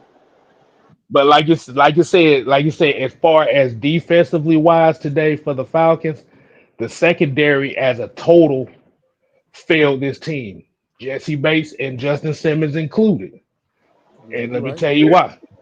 And let me tell you Jesse why I Bates got say that. turned around on. Yeah, Yeah, he yeah, got turned around on one too. Yeah. I know you talking about Yeah, the bootleg, that bootleg when Justin Fields came back and he had Justin Simmons I guess was reading on I guess right. the right corner, I mean the right wide receiver, but George Pickens had came and Bates missed too, and I seen Yeah, them both of them look wrong direction. He caught the ball, and he was gone. It was a good play on right. Pickens because he came back on the comeback route and they ain't seen it coming. And Right. that's how they got good field yardage. They beat us though on offense. But Late critical throws and defense getting stops. You got play but time minimum and game adjustments. We weren't but doing no game adjustment, game situations. That's how but you this lose ball but games. but but but this, but this is what I also want to say too is the defense gave up 6 field goals. Instead of getting That's turnovers. the point right there, Case. Right there. 6 6 field field. goals, and 3 of them was 55 plus.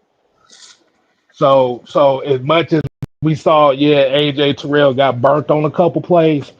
They really weren't hitting on nothing big like that outside of maybe 2 throws.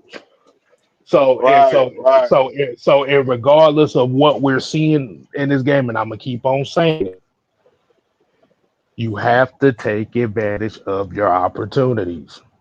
Mm-hmm. Regard and like I said, regardless of we thought this team was gonna be better than it was, we thought this team was gonna put up more points than it did. We had opportunities, we didn't capitalize. And that goes I, for all 3 phases of the game. Yep. I know William Ames Defense, ain't the offense, only defense. motherfucker want to come on here, bro. Why the hell when we drop the link, William the only one come on here? Bring y'all ass on. I Y'all don't think want if to talk me, about the Falcons? Nah, I they think if on me, I gas. think, I They think, on I gas. think if me and Mike step out, I think they'll come. This is hey y'all. This is a great point that Drew made here. Hey, Because the I problem, promise y'all Mike gonna be quiet. He just told me behind the scene he gonna be quiet. Y'all come on. hold But on, see, y'all. so This is the Drew, thing is, this is part what Drew just made here. the He said thing is, the problem with our play call, we should have used Drake like Steelers used Pickens. Drake unstoppable. Yeah, I They thought we should have used Drake, but they had Drake they boxed had in. that motherfucker He was blanketed, boxed. boy. They He had was Yeah, him boxed. blanketed. He They couldn't go nowhere. but He no, but was they Mike, boxed. I Drake got did one. double it. Drake they doubled it, and Yeah, that's he was I thought blanking. they should have did with Justin Simmons, but for whatever reason they kept allowing George Pickens to get 1-on-1, and that's what Yeah, Hey, I didn't like that. that's the point I was talking about earlier, y'all. If he just would have tucked them more check down, that would have opened up George Pickens and Kyle Pitts. If he would have tucked them check George, down more, who? but I mean You not mean George Drake? Pickens, my bad, Drake London and Kyle Pitts, that would have opened them up more. If he would have just tucked them check down that the defense was giving them, making them safeties cheat up, he would have had more spots open later on down the game. But he wasn't taking them check down. I don't know why. I can't explain to you why he I, wasn't taking them. I'll be, I'll be honest with you. I kind of felt like Charlie Warner wasn't involved more in this passing game. That would have opened up a lot more. Exactly. Exactly. They He went threw to a Warner like 1-2, one time. One and time. then he dropped it. Do too much Kyle Pitts, and I'm yeah. Dropped sorry, it.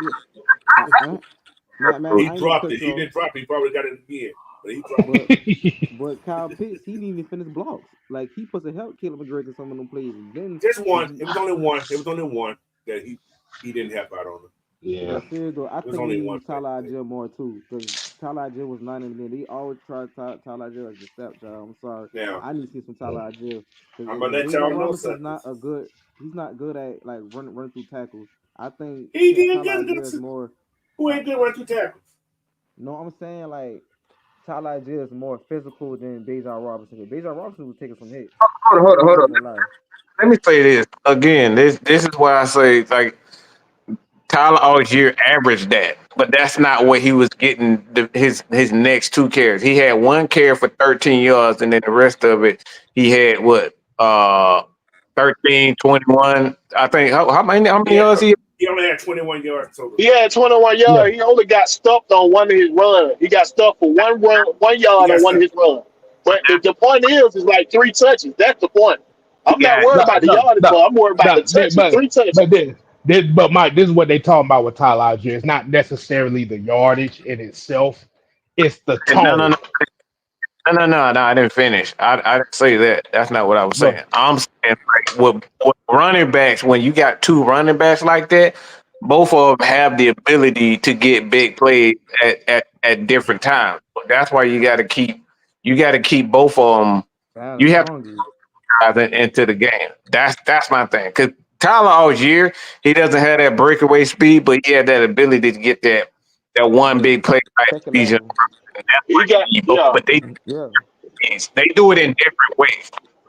he got that ability to punish defenses, and that would have helped us this game. punish Pittsburgh, make them goddamn get tired of tackling his ass. Hey, Coach, how many times did Bijan touch the ball? Like 18. 50, 60 times. No, no, no, 18, no, bro. no, no, no, no, no. It was 23. 23. Oh my Oh my lord. lord, that's Cause a he had lot. Look, now 18. that's what I'm saying. That's what I'm saying. 23 Had total. Even if 18. you, He so had that makes 18 it, carries. He had 18 carries and 5 catches. Yes. so that makes it 26 touches for the running backs, right? Even if you did 10 touches for Algier and 16 for Bijan, I would have been happy. I don't even care that Bijan touched it more. I'm saying you got to give Tyler Algier more than 3 fucking touches, bro. Ain't no Exactly. way. Because we have to be balanced with in game situations. We can use Tyler Judge like on goal line situations. Like say we want to go in the goal line. Use your power back Tyler Judge because he's physical when he catch the ball. All he gonna do is like a stick his foot in and go north. That's what I like about Tyler Judge. And then he can Right. run you Hey, over. that You first, got to run y'all know over. that first red zone opportunity we had, we didn't even have Bijan. I mean, Tyler Algier in the game. Hold on, let me say this. We keep saying this, but like that's the thing. They held the ball for 35 minutes. They held the ball for 35 minutes. So Time I possession was killing them. got to give the ball in that particular moment to Tyler Ogier, not Tyler Ogier, but Bijan Robinson, because they couldn't get the ball out. They couldn't get the ball to the court. They couldn't get the ball out of his hands. So he's the most logical person in that position because you can't protect Kirk Cousins. So he's the most logical person because he's the most explosive. We can't even we can't even protect Kirk Cousins. How are we gonna get the ball to anybody else? So like it makes sense, but we got to do a better job at one. Third down was pitiful. So I thought we should have ran the ball a little bit more on first downs than we did. We passed the ball a little bit too much on first downs. Yeah, Who me we too. got next? Hold on, we got ATL Kool-Aid drink right here. All right, by the time we got somebody else in here, what's up? What's I up, just man? heard you somebody come up, so I said I come up. So I don't know if y'all see me on We Talk Hawk TV. So ATL Yeah, Kool-Aid drink come up in there. yeah, I see you. I see you over there. Yeah. But yeah, I was checking out the game, man. I don't know. Mike probably seen. I don't subscribe to y'all guys, and Mike probably seen me hit up a few times saying that this Oh, season was gonna come down to the coaching. And they got I always say they got Lamborghini to drive right now. They got one of the best racing cars to drive, and they wrecked it today. That's from my point. I mean, they didn't make the proper adjustments. When they saw they needed help on your boy coming in over there that they couldn't stop, they should have kept a back in the backfield to help out help out on the passing. I know they try to make B. John a pass and running back, but sometimes you got to keep your running back in to help block when you can't stop somebody. And I don't think they made that adjustment properly. Because he was the only one beating us on defense. No, I mean, that ain't true. That ain't Nah, true. that other end was getting busy too. Hightower I got know you busy I know too. you were getting busy, but I'm saying, but we never kept no back in the backfield to help block. I I got see you saying all tight You end. see what I'm saying? Antonio You Brown. see what I'm Yeah. saying? Adjustment because I can't think of his name. The defense end number 90 David for Alderman. TJ Pittsburgh. Watt. Yeah, TJ Watt. Watt. Or TJ Yeah. Watt. TJ He Watt. was the one who was the main one was beating us. And I'm just saying You sometimes want you want to know what was killing us, dog? Like I was saying earlier, we went away from our game plan. We went away from what was working. We stopped running it and we started to pass it too damn much. Once you pass it against a defensive team that love to pass rush, that's when they got there pin them ears back and start tearing your ass up.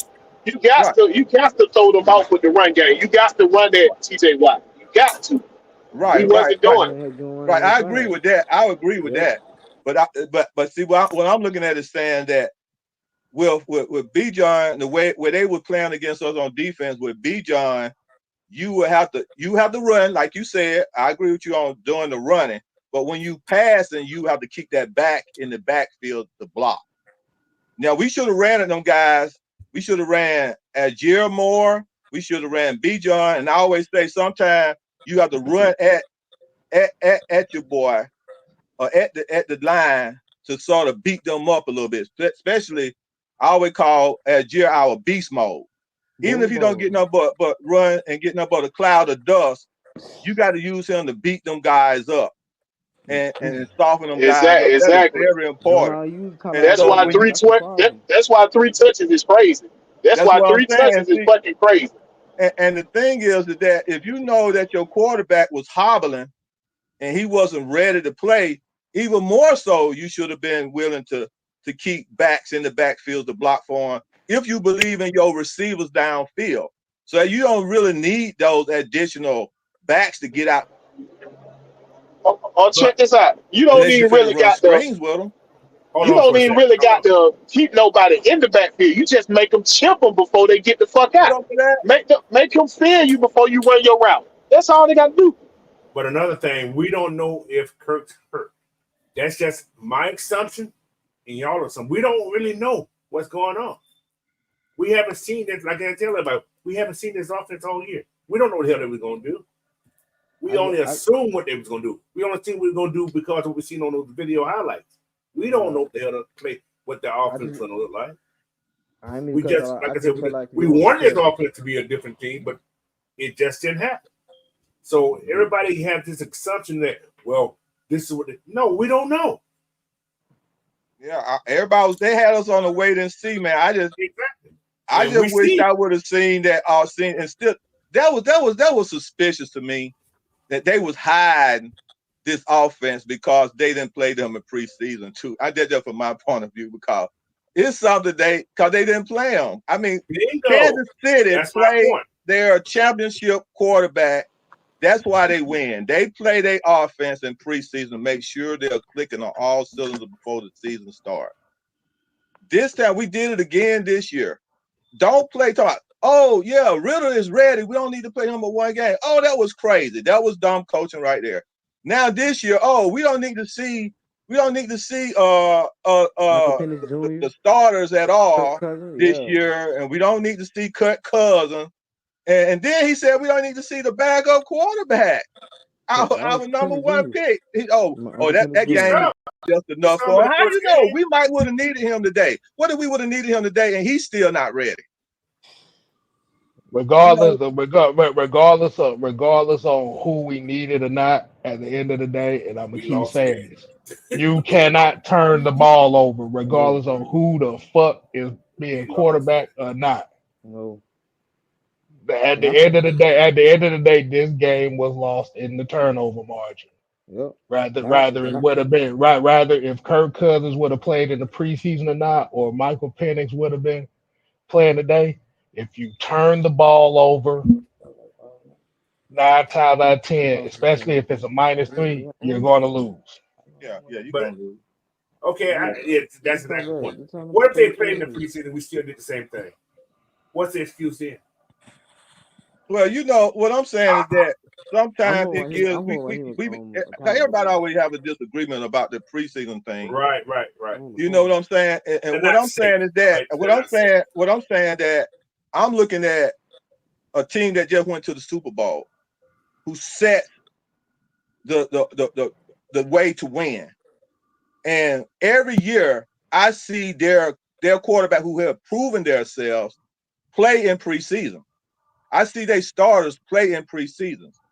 But hold on, I'm gonna tell you one thing. I'm gonna tell you that they had their starters play against what? Not the first team of the other team.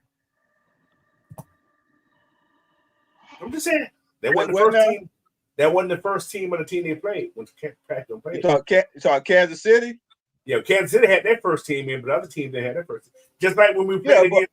When we played against that game, they played their first team. Yeah, but the point I'm making is that every year, even last year, they played their players to make sure they are clicking together. They make sure they get those kinks out before they get to the real deal. Right. I don't care about performance based. I just want them to click. Right. They want them to click. You can't simulate. You cannot simulate in practice in real games. You got to make those mistakes. Yeah. You got to make those mistakes first before you get to the real deal. But you know what the difference is right there with those teams like Kansas City. And the Reed don't look at the analytics. And the Reed's an old school coach. So let me go at this question. So basically, what you're telling me is preseason, outside of the national narrative about preseason and how preseason doesn't matter, you believe that preseason matters for that moment right there to get your starters acclimated. Am I correct? Correct. Right.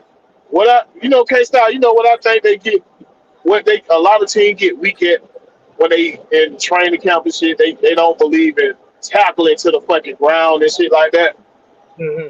Bruh, they got too much technology and advanced shit that you can do. You can do third tackle and bring that little dummy that's on the wheels and make the motherfucker finish him. You don't got to tackle your guy to the ground. There's ways you can teach these guys to tackle to the ground to get them the feel of that tackling sensation. You feel what I'm saying? It's just like Right. the way Georgia practice, they quarterbacks even get hit on certain parts. Hold up now, let me explain to you. They got pads that they lay out, and they let the players hit them, and they lay it so they can feel that the sensation of being hit. So you know what I'm saying? It's just that part. I don't care about performance based in preseason. I just want you to feel that goddamn that hit. Once you get that first hit, that rush shit, you shake that rush shit off. You back in the feeling of your craft. You know what I'm saying? It's just like you back in the feeling of your craft. Right there. We got 5 motherfuckers just like him waiting.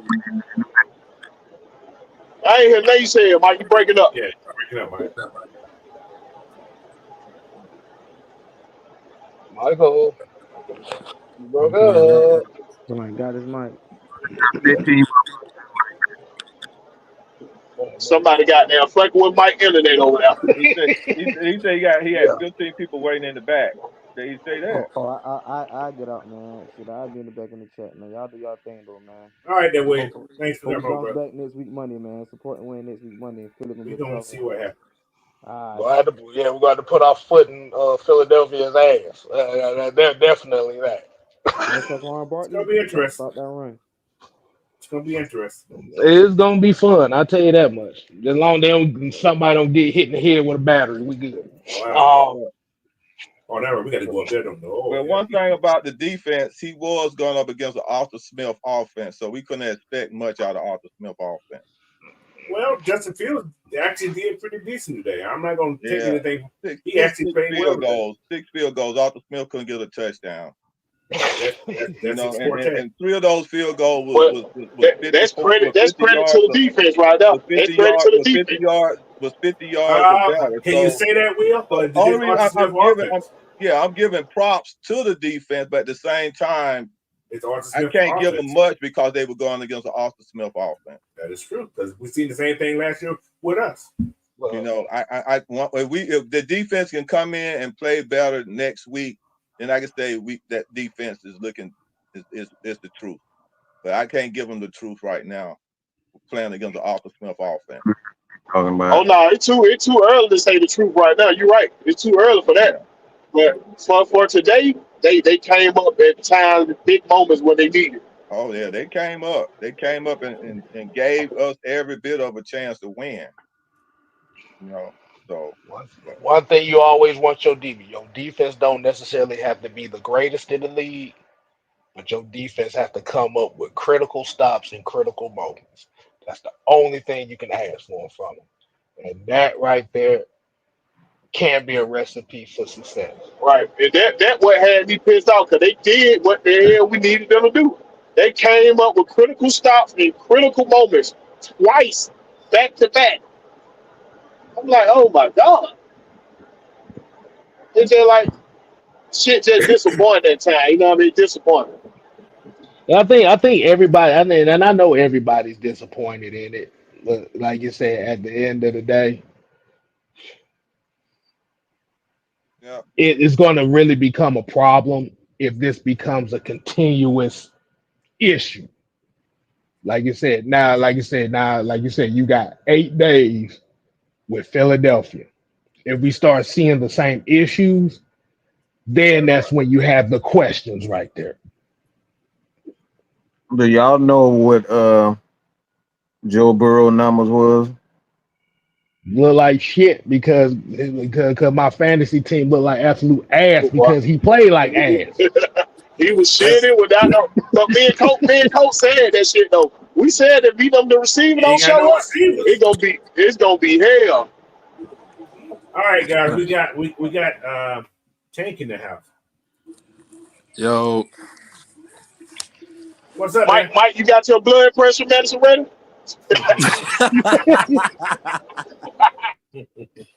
Look, what I need blood pressure medicine. Look, I need retarded pills. I don't need blood pressure medicine. Talk to me, Tank. What you got to say, brother? Talk to me. man, our offensive line is overrated. I've been saying this. I've been saying this for the longest. I think we have a good offensive line. And the passing game is suspect. Through the middle. So is there anybody in particular in that middle that you're talking about, or are you just talking about all three of them guys in particular? Bro. None. Even though I think TJ Watt almost had like what three strip sacks. Well, it felt like he had like 3 strip sacks. The one he had he hit Kirk Cousins' hands and the ball was fluttering in the air. Yeah, a couple of them were called back on defense. I mean, on penalties though. Luckily there were penalties that kept him from getting the ball. So let me ask you this, like you said, as a football mind, if you know that was becoming a problem, Yeah. I want you to put your coaching cap on. Okay. What do you think you would have did to kind of counteract that momentum that TJ Watt was getting? I would chip TJ Watt. I would send some help on his side. They didn't do that though. Yeah, they actually did do it.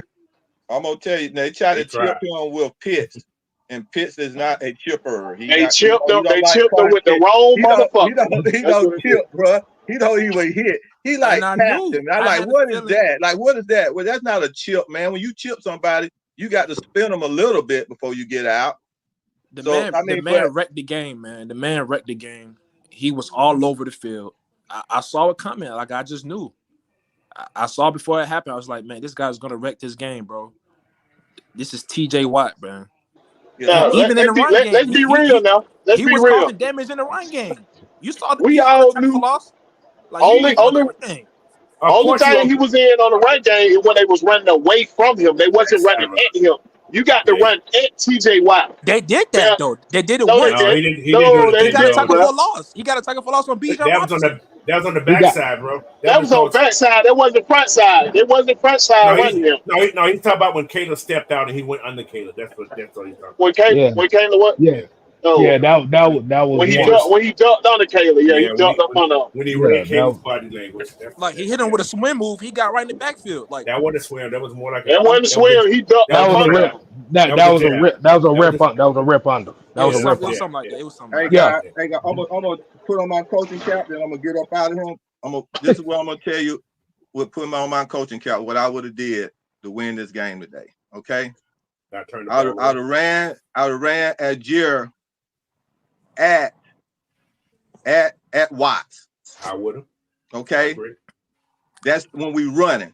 I would have ran him at Watts and sent another lineman with him to take out Watts and ran right at him. Okay. But then you got your backside. And then on the passing, I would have kept in a back to block on the side of Watts. I would just had to take my chance. I know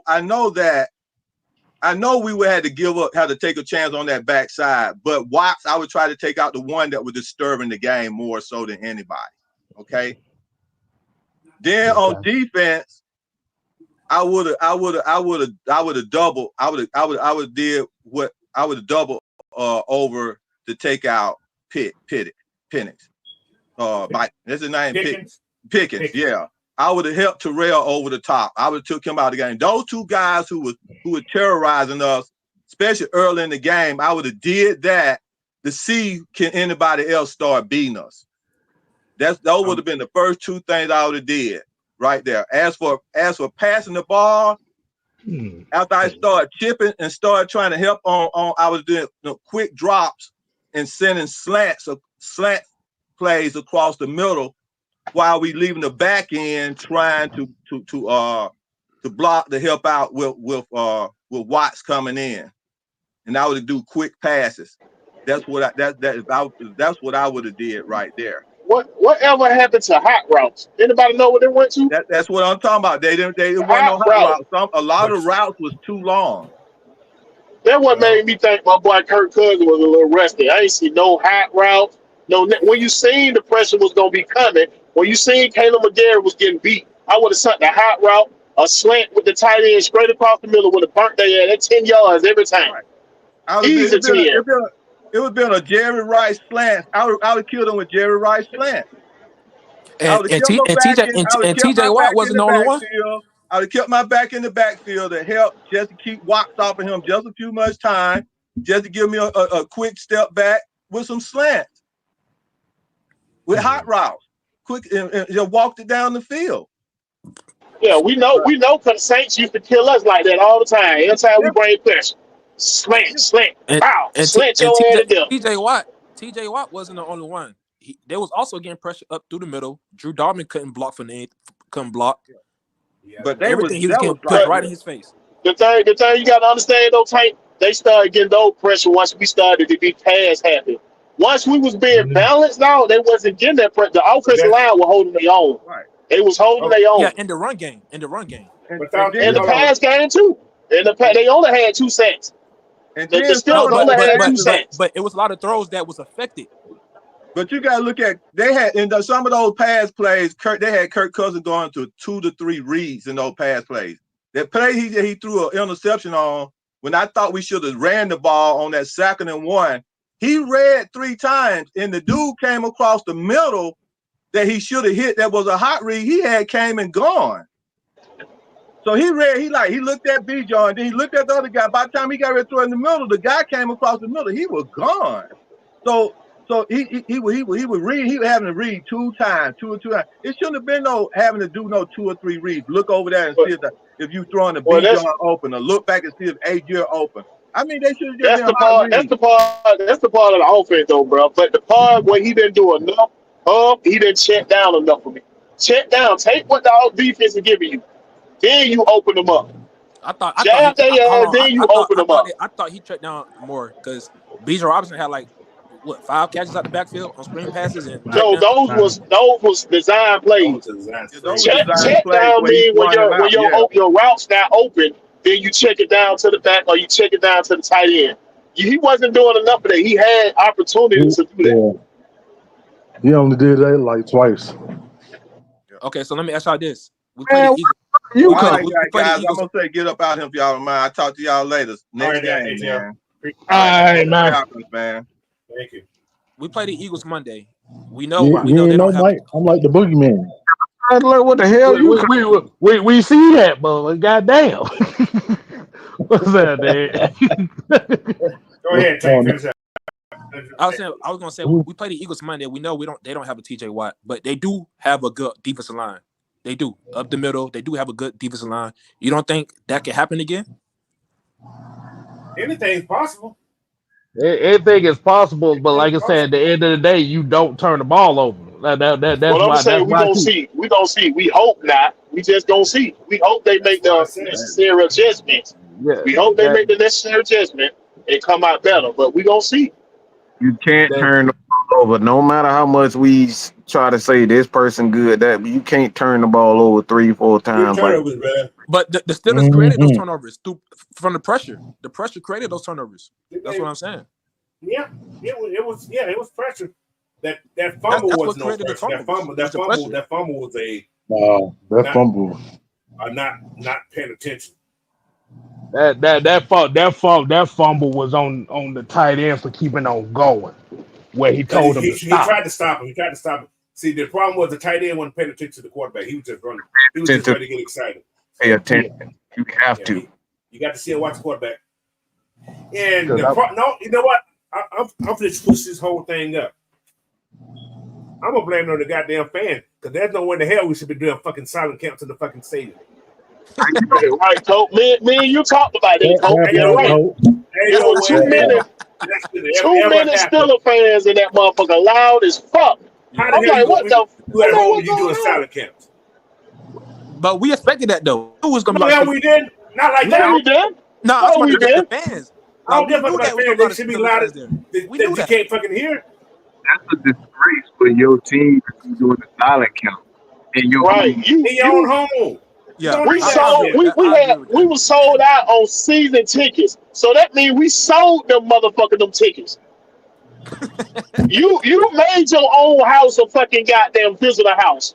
You did that because we were sold out on fucking season tickets. But Yeah, that's not happening to no other team though. That's only the Steelers. We don't know that. Do Dallas No, come man. here? Atlanta, we got a reputation of doing that shit. We sell our fucking tickets. We got Yeah. a reputation Money of doing hungry. that shit. Money Huh? hungry.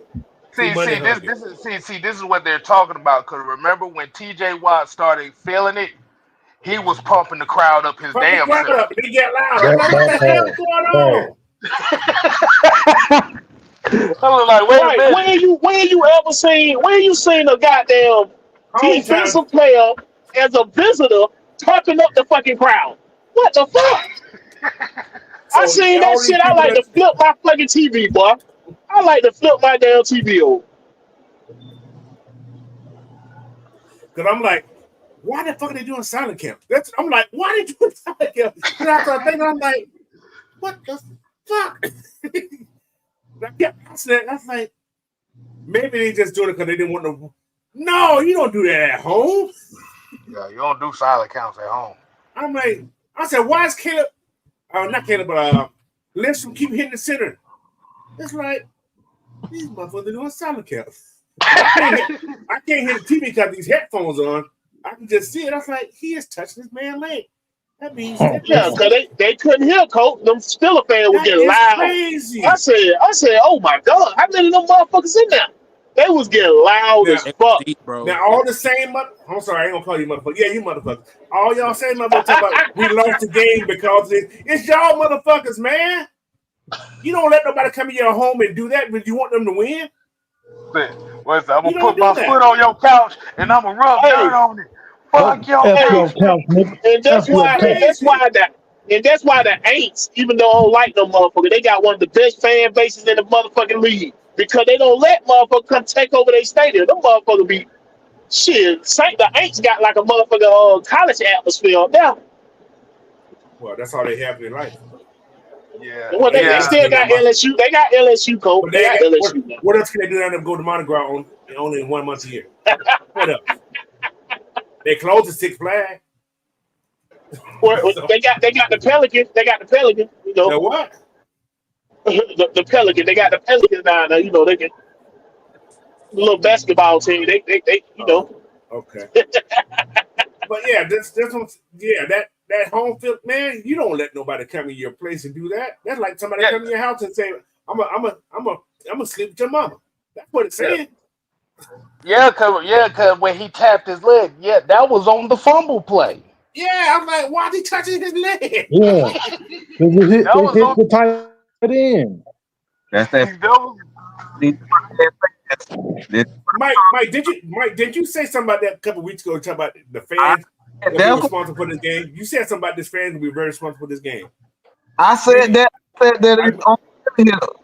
Yeah, I remember. Shit, Raheem said that shit. He said, "I want y'all to show up and show out." They showed up at the wrong team. right. They showed up. They were sold out. God damn. But what's funny about it, I seen some pictures of the what's called before the game, and I had everybody. A lot of people had on black, but nobody had on yellow. But once they what's called started playing good, those yellow towels came out those pocketbooks and back pockets. Mm-hmm. They were sitting on them. They were sitting on those motherfuckers until they started playing well. They probably had a red bandana in their back pocket too. You never know. Well, you got to think about it. Atlanta has a lot of Steelers fans too. Yeah. And Atlanta got a lot of fake fans. That we got a lot of motherfucking fake fans. They fickle. You know how Falcons fans, like when they play good, they start making noise. But they start to come out the bushes. They start coming out. But once they start playing bad, you throw picks. They solid. They're not gonna really say much. But I'm not even gonna tell you. I'm not even gonna tell you no lie. I heard one name make a play in this game. I said, "Ain't this about a bitch?" Don't tell me Demonte nobody. KZ. Demonte KZ. When he made that damn play at I the end heard of the that game too. for the Steelers, I said, "Oh my god!" I said, "What the? He's still in Kamikaze. the That's kamikaze. kamikaze. Kamikaze. Kamikaze. Yeah, Kamikaze. Mm. Knocked himself out and yeah. But anyway, man, we're going to get out of here, man. You guys got your last words, man. Let it go, because right now I got to go process. let everybody else go first. Man, it's I'm week going one, to watch man. film. That's why. It's week one. It's week one. I think the Falcons gonna be good, man. They got to regroup. I think they're gonna be all right. Just week one. They played a good team. Played a good defense. Everybody forget that the Steelers was a 10-7 team last year. Yeah, they was in the playoffs last year. They was in the playoffs last But year. you So know we what, played though? them. What's what I want to look for? And what's the quarterback? Was Justin better than the quarterback they had last year? Yes. Apparently he was, right? Yes. Oh, Kenny Pickett. Yeah. Yeah. Yes. Yeah, because he can use his He's legs. more. Just Field legs saved him a couple He's times. more Like, Oh, I athletic. got a question. I got a question. If Russell Wilson started this game, does it make any difference? We still lose this no, game? because he a looser too. He's slippery motherfucker too. He's a But slippery he can't motherfucker. move like Justin Fields. He can't move like Justin Fields. But here's the thing. But here's the thing. Here's the thing. Yeah, he may not move like Justin Fields. He's a better passer. But the thing about it is He'll be in the pocket more more. so he's more cerebral with his mobility than Justin. Right. So you don't know when that motherfucker gonna run. He'll take off on you and get about 30 yards. I agree with that. Right. I agree. So we got to ask ourselves, if Russell Wilson playing, is their offense gonna be dumbing down as much as it was? Well, no, because they say they did the same game plan. That's what they said. They said they do the same game plan, but we all know Russell Wilson is a better passer. We know that. But you know what's kind of funny about the whole thing? Yeah, you know what's funny about this whole thing? Mike Tomlin told Raheem, prepare for Justin Fields. Yeah. He told him. But in their defense, coach, they was prepared. We had bodies there. They was missing tackles. We was missing tackles, man. I seen them boys miss tackles. Justin Fields picked up a lot of yards on third down. I don't think we prepared. Yeah, I don't think we prepared for him like we should have prepared for him. Yeah, there was no spying on Justin Fields on a consistent basis. Yeah, they didn't start putting. They didn't like you said. Troy Anderson became the spy like in the second half. Yes. Yeah. Yep. Exactly. So too little, too late. Yeah. Then again, 3 turnovers. That's it. That's really. I'm gonna keep coming back to that. Them 3 turnovers, dog. They scored on every last one of them. That's 9 points they didn't have. So that's 10-9. That's my motivation. 10-9. We had opportunities, man. We had opportunities. Yeah. Of course. We did. Yeah, like you said, 3 turnovers and 4 big plays that got took back because of penalties. At the end of the day, that's what cost us the game. But I need to know the truth about my quarterback. If that motherfucker hurt. And people keep saying, start Penix. Man, no, don't start Penix. No. Oh, they would have ate Penix up. I hate to say, but they would have ate Penix up. I don't know. They would have ate Penix up, coach. He's no good with. Now think about it. If they think about this like this, would you want Caleb McGarry as your backside, as your blind side protector in that game? Exactly. Hey,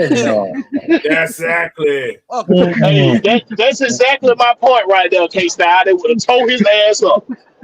They would have kept the tight end. Charlie Warner would have never did no motion. Zero motion. No, they would. No, I'm gonna tell you what they would have did if they had to do that like that. You would have seen Hinton as the ineligible receiver at tight end.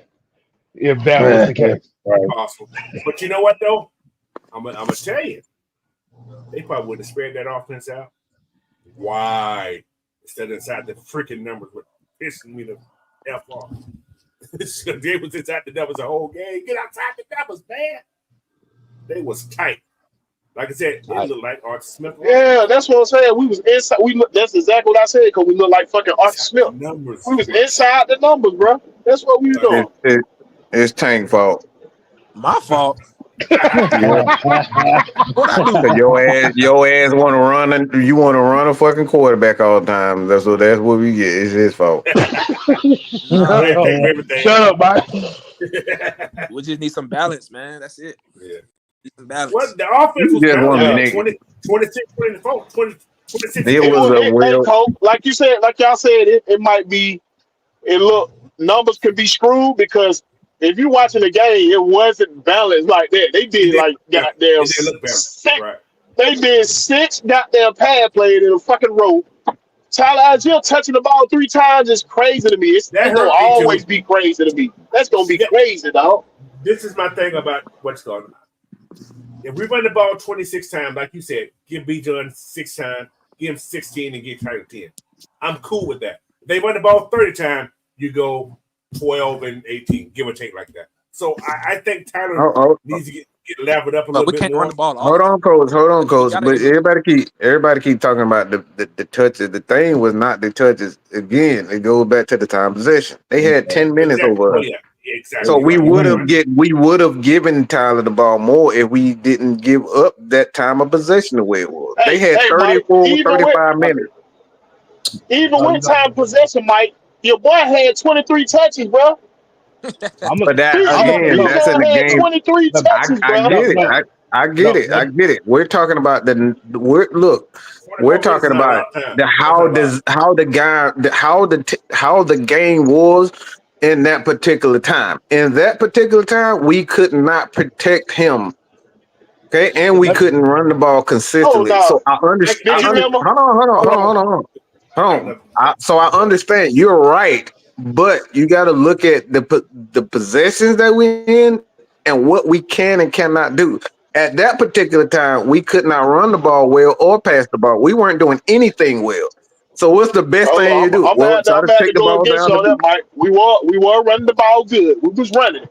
Now, in the first 2 possessions, how many times Tyler Algier touched the ball? I'm talking about the second half of the game. I'm just saying the first 2 possessions, how many times did he touch the ball? Because if you saying they went crazy in the second half, what happened to the first half then? How many times did Tyler Algier touch the ball in the first half?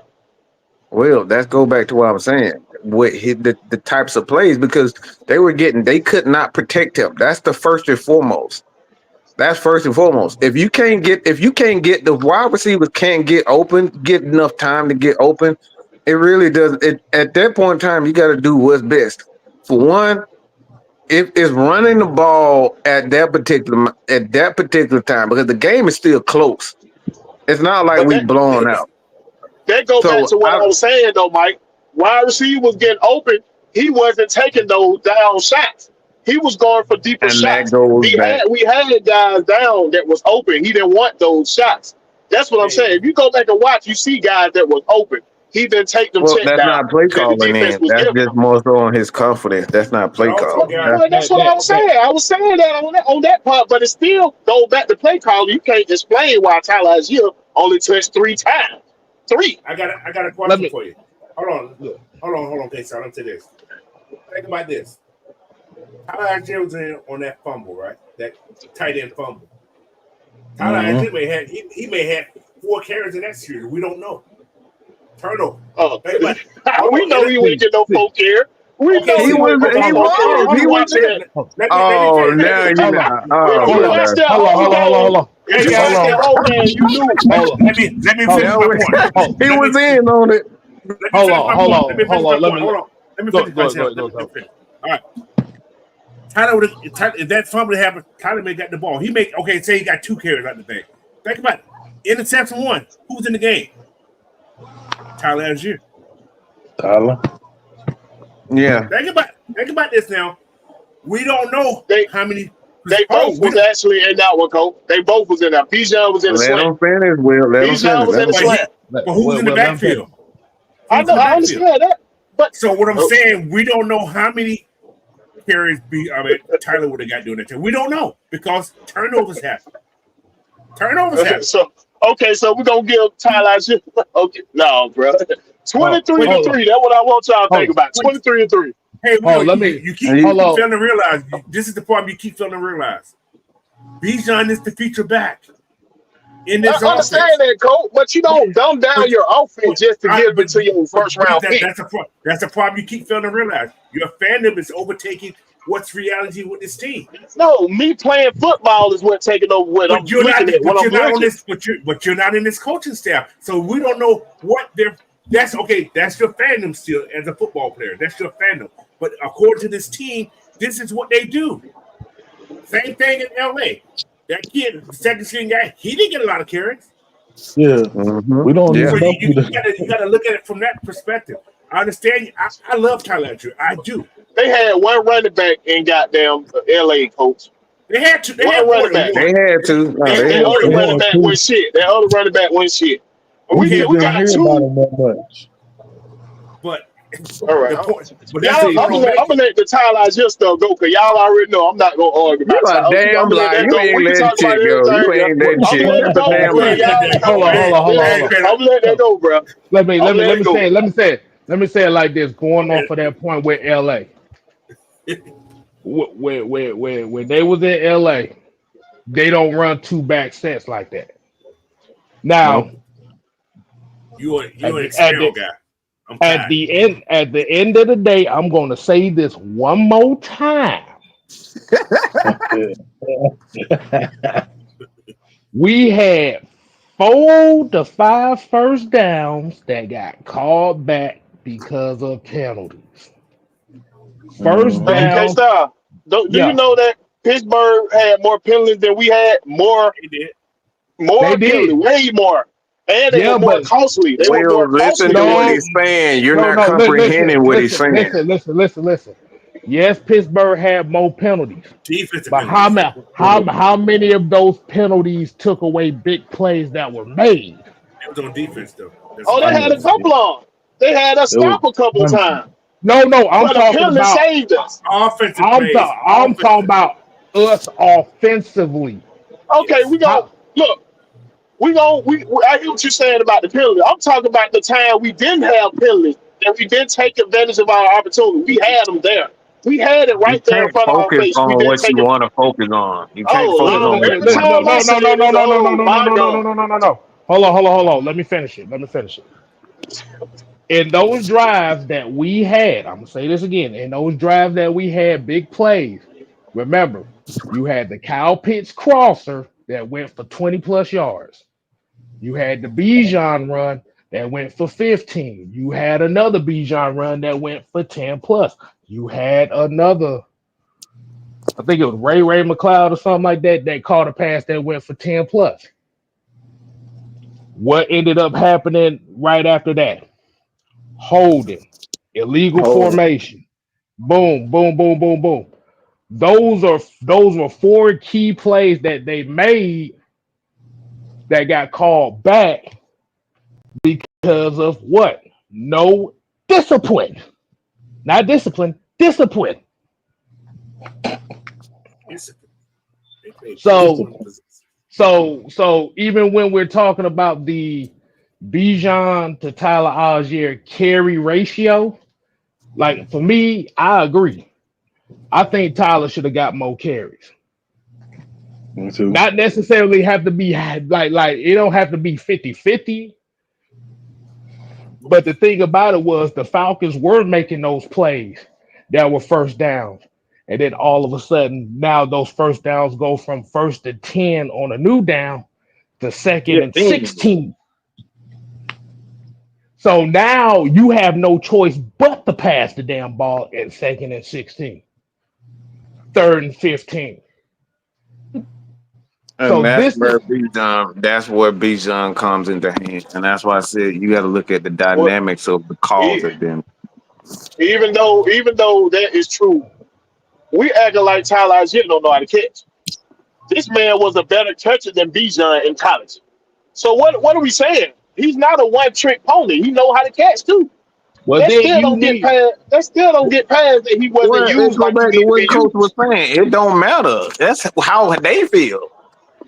That's the They coaching don't. And staff. The that's the coaches main don't reason why care. I said that's the main reason why I said I'm not gonna even bark on Tyler Algier like that no more because the team don't care. And I'm not. I'm just gonna just watch the fucking game. How I watch it. I'm gonna be mad as fuck, but I'm They not gonna keep invested in commenting. I'm them. not gonna keep commenting on them because it's stupid. If they want to dumb down the offense, it's on them. I don't give a fuck. I'm gonna watch my Falcons and just hope we got them get to the playoff. That's what I'm looking for. At See, the end that's of the Well, day, I'm that. looking for them to make it to the playoff. I've been trying to tell you this for Hey, Will, how long now? think I've been about this. trying So, to tell Will, you. I'm gonna See, tell you. I'm gonna tell It's a you when. year I'm or gonna tell two. you when. I'm gonna tell you when Tyler Algier is gonna be important for this team. Just say we're in the fourth quarter. We up by so and so and so and so. We need to run. Yep. We need to run the clock out. Who are you going to use then? You're going to You're gonna use use Tyler. yep. That's when Tyler's important to this team. remember When the Falcons. when you're Remember, trying to finish the game off, this is when you use Tyler Algier. I hate to That's say that, what but that's going to be his role. that's exactly why Raheem was saying everybody has a role. So it's not that they're not using them or they don't want to use them. They have them designed for a particular role. Now, as of now, they may be trying to rethink that because of this game. We don't know, but what we do know is that Bijan is the future, whether we like it or not. And this is why I've been trying. It doesn't matter. They've already, if you just look how they build in the offense, it's already they're already telling you Ozzy gonna be gone. I hate to say that. They drafted his replacement this year. It don't matter what I think. It look, they're telling you they don't value him like that as a running back.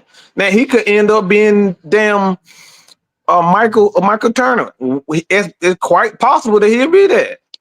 But like at the end of the day, this is the exact same issue that the Chargers had, then San Diego Chargers had. They had the dilemma on their hands, whether keep LT or keep Michael Turner. And Michael Turner, like, he was a terrific back. But when you got two backs like that, you can't keep these guys. You can keep them as long as possible, but it's just the fact of the matter. Somebody got to go.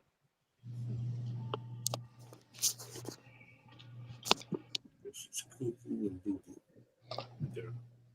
It might happen just like that. Steve Turner was a fucking suck. I'm looking at the play-by-play. This is just. It was bad, man. We had big plays. It had big plays. We had some penalties. We did have some penalties at the wrong time. But like I Yeah, said, it was timing. yeah. So, and let me ask you this, because I was frustrated as hell. I was frustrated as hell just listening. Like, how the fuck in the bloody hell? Excuse me. How in the bloody hell was it really that loud in the bins? Was it really that damn gone I loud? mean, you could hear it through the TV. Like, we was outside at the tailgate, and they was playing it on the speaker, and you could hear it. Like, it was roaring in there. Like, it was loud as fuck. Like, it was even louder than when the Saints come. Wow. Yeah. So that's why they went to the silent count. So this is exact. That's why I said, Coach, on the heavy hitters, that one of my key to victory, it has to be the fans, because we can't keep letting this shit happen. Every time a team come to Atlanta, they sell their fucking tickets to their team. We had this shit all the time, and then we wonder why shit like this happens. That's the problem. Like, we got to stop picking and choosing when we're going to show up. We got to show up for this team, whether they win or lose. Like, like Coach said, ain't no reason for your home team to be using a silent count at home. At home, that's embarrassing, man. Exactly. Hey, I hate to say this. No matter how, I know how the game came out to be. I think they had that fan support. I think this team wins this game. If it's that freaking, dude, how do you do a silent count at home? At home, bro. What are we talking about, Coach? They're doing a silent count at home. At home, bro. I quit. If What the fuck? I'll be like, man, fuck all y'all nigga. I'm Antonio Hey, Brown. I'm Antonio hey, Brown, and y'all asses like, man, fuck this shit. hey, I'm throwing I'm my telling you like jersey on the this. ground. Oh I'm going my home. And god, that's y'all It's what funny. crazy. Key said. The silent count hate TJ Watt because they couldn't like they went, How did and that's what how did happened to he that Man, fumble I, too. how The can fumble. I'm gonna give hold on. y'all this example. TJ It Watt was like said, come we were on. playing in Seattle at home. Oh my lord, you don't want to hear that, boy. That's oh my god. ATL Leo said it was loud as hell, and like that's what I'm Yes. talking about. That's embarrassing, man. And this is the problem that I have. Y'all want to sit up here and Oh my talk about god. the players and stuff, but like y'all not even helping the players. Y'all want to rag on them, If you're but you're not helping. We you got at home that's you at home your offense can't hear, that's a problem. That's a serious problem. It's Look. disgusting, bro. Look. I thought that shit was weird when I saw it, like when they were showing that fumble. It was like, but did you see? And I remember that I saw it the from the beginning. announcer I was like, the announcer said is look. He said Chris Lindstrom had to tap Drew Dahlman for the silent count. Like a I thought your silent boy count. was listen. Your boy at the beginning of the game, I was before I checked what's going. He said there's a lot of terrible towels in here. That's what Grant Olson said, and I'm like, I didn't see him because I Yeah, seen he all the did say black, right? that. Yeah. I seen all the black, oh right? I was like, okay, trust That's what happens when you got a Benz full of customers and not real fans. that part. They all outside at I'm tailgates just and shit. how much And Right. how much were those tickets that they sold on the black market? Well, on the resale market, they must have been high. I think there was like 70, like six. Oh. 60, That's the 70 high dollars. tickets. I'm talking about the ones on the floor because No, there was a lot of. no, the floor tickets probably be like about 200. They like They got the $600. $600. See, Yeah. They and was like Pittsburgh Steelers. 600. See, fans. See, listen, I am not mad at Pittsburgh Steelers fans because they support their team. I am not mad at that. Exactly. But Ain't no, you would never have we would never have home field advantage if you're worrying about the money instead of worrying about your team. So why the hell would you buy? So like I said, some people that's an investment. Some people pay their taxes and shit or pay their bills by selling those tickets. bro, hold on. Let me tell you how that works. What people do is because season tickets cost about $216 to $2,000. And you Yeah, got to it's buy like You those sitting in the you got to buy if you those sitting in, seats, personal seat licenses too. Yeah. yeah. So you're looking at about $2,500. Mm-hmm. But all you gotta do is get a credit card and pay that shit off right there, and then sell those tickets at $60, $70 a pop. You make that yeah, shit up before the end of the season. yeah. Yep. But a team like Pittsburgh, you can get more money for it because they are a well-known team. And that's what they do. A Right, lot of them, they'll turn around and sell it for $200-$300.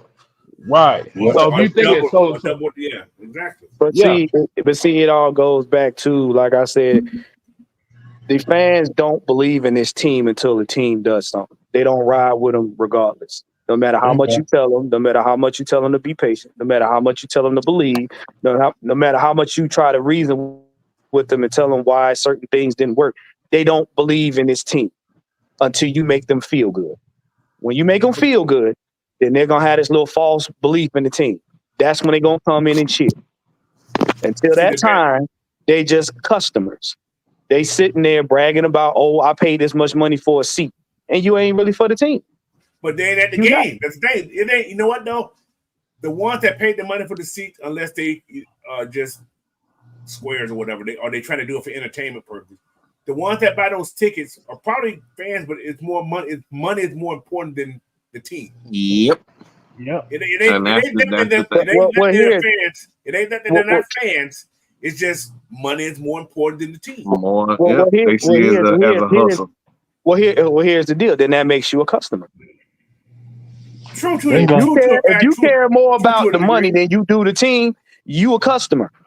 True to You a customer. You buy and sell. That's what customers do. They buy and sell. A fan gonna I come. A fan gonna come sit down. A fan gonna ride with the team. The money's not gonna matter because you supporting your team is gonna mean more to you than trying to make a quick buck. That's a customer. I Yeah, never seen a home team had to use a silent count at home. Never, ever. First time ever. never. First time ever seeing that. First time E- ever Even seeing that. I never seen that. I didn't think Seattle. about. See, the thing is, I didn't think about it until I remember that one strip sack where Drew Dahlman had the goddamn move his head up just to get the snap. I'm like, Right. Yeah. the See, fuck was that? This is the thing. People don't realize this also. The players feel that shit too. Yeah. Mhm. Yeah. Wait a minute. But did y'all see Kirk Cousins? There was times when they were giving Kirk Cousins the play. Kirk Cousins had his hands on both sides of his helmet. Yeah, if you heard my feed, I was like, why the hell is what's called holding his ear to try to hit the play? Right. He couldn't hear. I was like, he couldn't hear the play. What the hell's going on? Then I said, oh man, that means the fans in this damn thing. I wanted to text somebody and say, how many people in there that are Falcons fans? Not a lot. They was all outside. That's the problem. They sold their tickets to come outside. So the Falcons fans were outside and the Steelers fans were inside. Right. We good at setting trend. Y'all know we good at setting trend. And that's what we do. We the first team that got to do a silent count at the fucking house. Look, I'm telling and all the fans and all the real fans at the tailgate. I tried to tell you. All the real fans at the tailgate cheering outside the bins. Yeah, exactly. We real good at tailgating, but we not good at showing up for our team no matter what. That makes no sense. And Beasley said Jeff T said on his podcast, Atlanta don't support their teams unless they're winning. That's what I just said. That's exactly what happened. Yeah. Or when they used to give away the tickets at school, when they used to have the school give away them tickets, we get away. Them motherfuckers show up, then them goddamn free tickets. $300 to $2,000 for a ticket. Look, I'm gonna tell you right now, you're not gonna see fans actually act like fans until we get into the postseason. Well, shit. Bro, and we saw that in 2016. We saw that in 2016, Coach. We saw that in 2016. They ain't started supporting the Falcons until we started getting on that hot streak, going to the playoff. That's when they started popping up. Yeah. But we didn't have no fucking silent count at home. That first half of that season, when we were struggling, nobody was showing up. Yeah, they because remember now, what did we say early? Nobody believed the Falcons were going to do anything in 16 anyway. And when we got into the playoffs, everybody, oh shoot, you mean the Falcons is in the playoffs? What? Oh wait, there. I got to hit the press to see what Raheem had to say. I will blame. You know what? I'm going to blame the fans a lot now. Because never mind. Look, I'm gonna tell you. I'm gonna tell you. Think about this now. If your offense can't hear, and you at home, it's like being on the away game. So yeah. So we got 17 away game. Go. We the first team in history. We the first team in history that got 17 away game. Well, look. Put it like this. Put it like this. We got what you call a triple jeopardy team. We got to play ourselves, we got to play the opponent, and we got to play the officials. And now we playing 17 away games. I ain't gonna the referee. That's it. I ain't gonna blame the referee. Oh God! And think about it. Kansas City come here, so you already know, bruh. Oh look, man, nigga. Bruh. Did y'all heard Arrowhead Stadium? Y'all can hear Arrowhead Stadium. Boy, they gonna be sitting here doing the damn tomahawk chop in the goddamn beds, bro. I'm trying to tell you, you ain't gonna know if it's Braves or Chiefs fans. We got to blame some of this on the marketing team too, because when they got rid of some of the wheel call ticket, they pretty much did this shit. They used to have them cheap wheel call tickets. You able to get? They got standing on the ticket. They bought them all up. The fans from Pittsburgh. They bought all of them up. Oh, look, that's crazy. No. That's crazy. Yeah, they bought everything. Everything was sold out. Yeah, everything was sold, bruh. They sold out of parking spots at the goddamn lot. Oh yeah, bruh. I know why. Because they out in the fucking tailgate.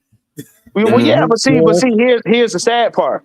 When you see tickets sold out, it's, I would say 70-30. It's 70% the other team, 30% because we want to see us lose.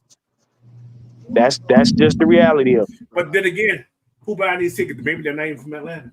They probably from but they not even from Atlanta. Yeah, they ain't from Atlanta. They stay here just to see their own team. Doing a damn silent doing a silent count at home. At What the fuck home. was that shit? I'm embarrassed now. That's that a I think about disgrace. that. Like I'm telling you, the That's Falcons do. embarrassing. If the Falcons do what we hope they can do this season, you won't see them really come out for the team and do what they supposed to do until Well, shit. near the playoffs. If they fans That's the why, West and Coast, that's we why may the be in the national, same boat again. that's why the national media say what they say about it. That's exactly why. You see today, Now, our fans didn't show up for our team. Our fans did not show up for our team. Silent now, count. what I'm gonna tell you now, what I'm gonna tell you, Chris Lindstrom over here tapping the center. Okay, you can go ahead and snap the ball. right, What? right. Now, Just why? think about They that. literally That's was embarrassing, telegraphing the y'all. snap count for That's TJ Watt. embarrassing. As I think about it more and more, yeah, that's very embarrassing. Yeah, it's embarrassing. Ugh. And then you got to think about it.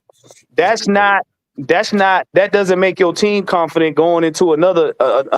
Now we got to go from here to Philly. And you know they gonna have home field advantage. They gonna have home field batteries. Man, they gonna be throwing batteries and all types of shit at our players. That's what we gonna get. We gonna get home field batteries. They're gonna be throwing double A. They're gonna be throwing D batteries. So they gonna come in there looking like samurai goddamn warriors out there. I'm trying to tell you, masks and they be Yeah, throwing they batteries got like ninja stars. all they wives and girlfriend Esperard got their inspiration batteries gonna be all on the field. Right. All them Right. goddamn dildo batteries. Our inspiration date. Whoa. Oh, you talking about the ones? You talking You about the heard me, ones that Cole. they All got the ashy and inspiration battery that been burnt out by them toys gonna be on the field. Hey, Scotty Robinson said, I swear, if I see the Atlanta Falcons keep using the silent count at home against the Chiefs, I swear. Look. Nah, you know what's gonna happen? You're gonna see all the linemen. They're gonna have earphones built into their head, into their helmets. That shit is embarrassing. They're gonna be tossing them on It'd the be great to see that. I'm just saying though, you shouldn't see. If this the case, dog, if this the case, we gotta do this at the house. We might well go to the college shit. Have them motherfuckers throwing signs up on the goddamn sideline. Hey, my well, shit. That shit crazy, boy. Hey, shit. Hold on, Have a big ass sign that has a Batman sign on there. Here. Somebody just said something that's very, very true to a degree. Said they wanted to see Justin Fields, not the Falcons. Maybe those were Atlanta people, but they're just the fans. Whatever that boy name. Yeah. Nah, that ain't that because that happened even when he not playing. Yeah. Mm-hmm. Yeah, that would happen this game anyway.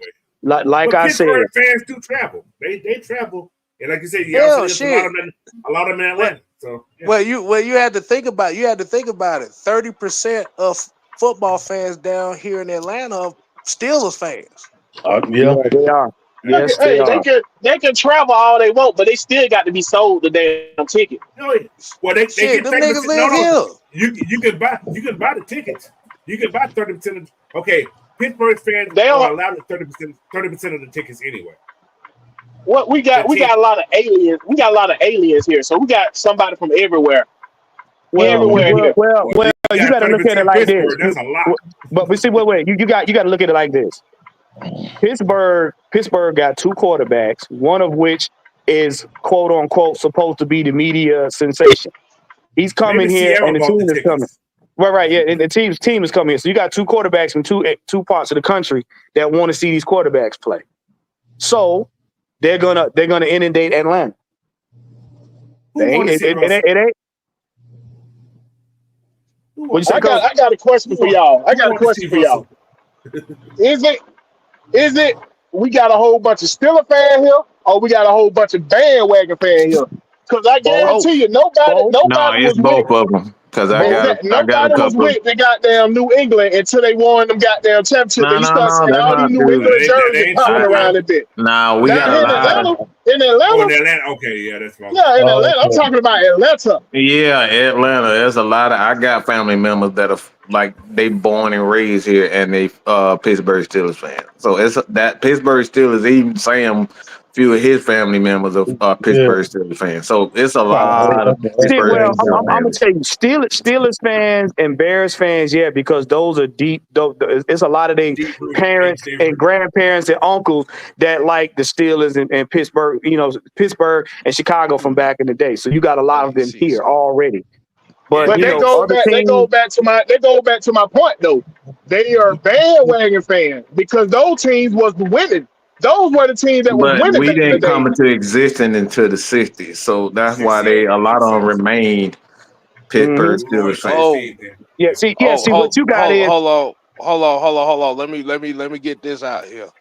So the home games we got coming up: Chiefs, Saints, Buccaneers, Seahawks, Cowboys, Chargers, Giants, Panthers. May travel. Chiefs travel, Giants travel, Cowboys. Oh God, they bring the whole state with them. We ain't gonna look. They gonna sell every goddamn ticket. These motherfuckers gonna be walking around with gold teeth and diamonds in their goddamn forehead. So, in order for the Falcons to keep home field advantage, they can't lose another game this year. In order for the Falcons to keep home field advantage, they're gonna have to pipe in sound on top of the people. Remember, we got in trouble for that last time. Well, shit, they're gonna have to break the rule this year too. No, we don't want that. You're gonna fucking silent count at home. That is wild. I don't even want to think about that. That's bro. That makes Mike, sense. all the years I played football, I've never heard that. Ever. I heard, bro. Can you imagine the Steelers fan trying to go to Seattle and take over? Hey, Dre said there was a lot of Saints fans down there too. Oh, there was some everybody down there. Of course. I seen the Saints fan. I seen the Giants fan. I seen. Listen. Right now, I look. Even at our game, you couldn't tell them Saints fan nothing because they basically played the game by themselves against the Panthers. So you couldn't tell them nothing. That's crazy. You couldn't have me over marketing. Because if I see your ass trying to come up there and buy a ticket, you got a Saint jersey on, and we ain't even playing the Saint. Your ass going home crying because I ain't let your ass in the goddamn stadium. Your ass ain't getting in the goddamn stadium. What the fuck kind of shit is that? That's team discrimination. I don't. We ain't even playing the same. What the fuck kind of shit is that? But look, Arthur don't want no lawsuits.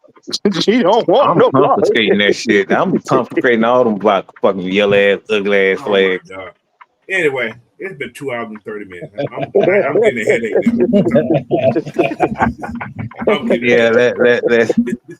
now. I'm watching the damn Rams and Detroit, and it's a hold on. It's a good one. I got time for that. It is Sunday night football. Sunday night football right now. Fucking silent count at home. Yeah, I forgot what time it was, Mike. I may have to do a rant when I come down. Talk about that silent count. That's my head spinning right now. They got your blood pressure up, coach?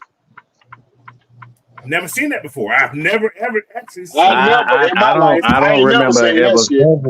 don't remember ever seeing you doing a silent count at home.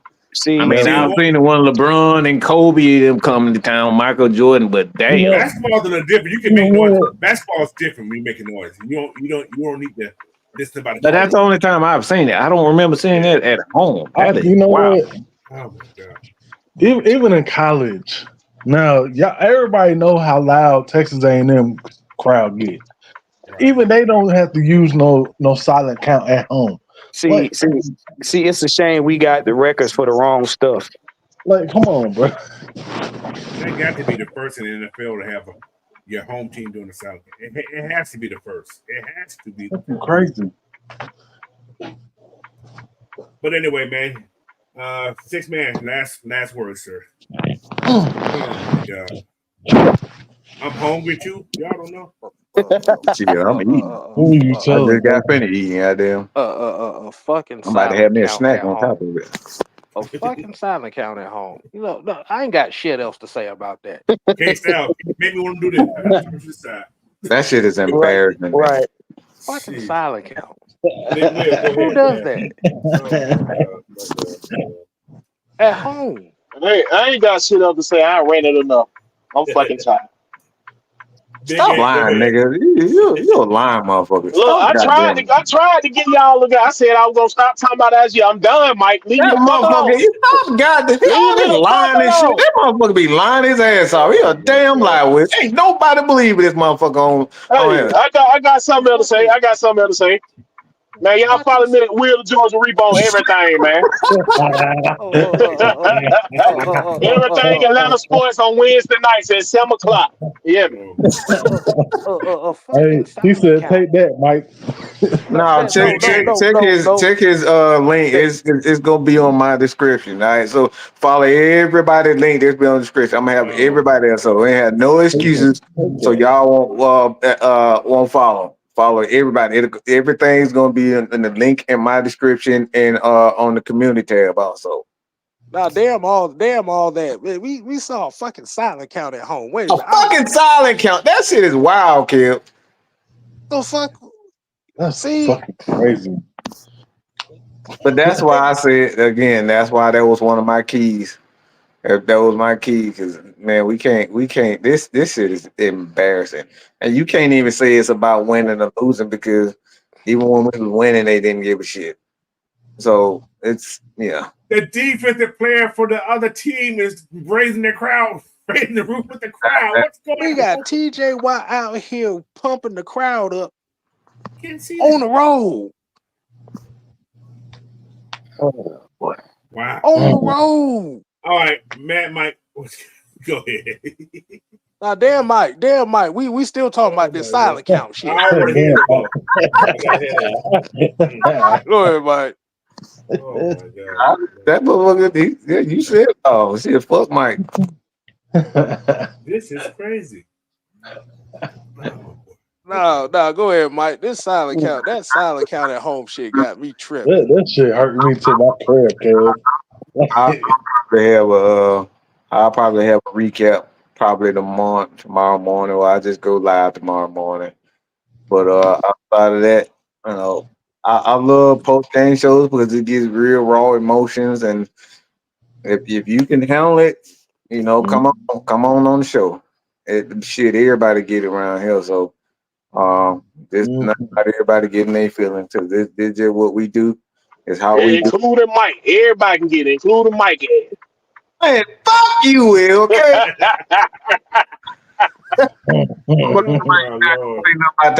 You're a damn lie. Mr. Tack. See now, I see what you're doing, Mike. You want me to say something about that motherfucker. That's why you keep bringing him up. You want me to talk about my motherfucker. Go ahead. Next up. I ain't falling down that rabbit hole. I ain't falling down now. Nope. That damn Tyler Algier. We saw silent K-Star, you co-signing? What the hell? No, I'm saying damn that. We saw silent count. I'm done talking about that. Kev, damn the whole team. Home, bro. What are we doing? I'm tripping on that. I'm pretty much gonna say, you know what? Hey y'all, thanks for listening. Thanks for watching the 2023 Falcons. We need to do better. Just fuck it. I'm demoting their ass to the 2023 Falcons. There you go. Shit this week, y'all. So yeah. So y'all just saw the 2023 Falcons extended version. You're welcome. Did you say anything, Big Ant? Big Ant, go ahead. Yeah. Kev, I'm like you, man. I can't get over that shit. Like, all our fucking fans were outside at the tailgate. All right. Yeah, go ahead, man.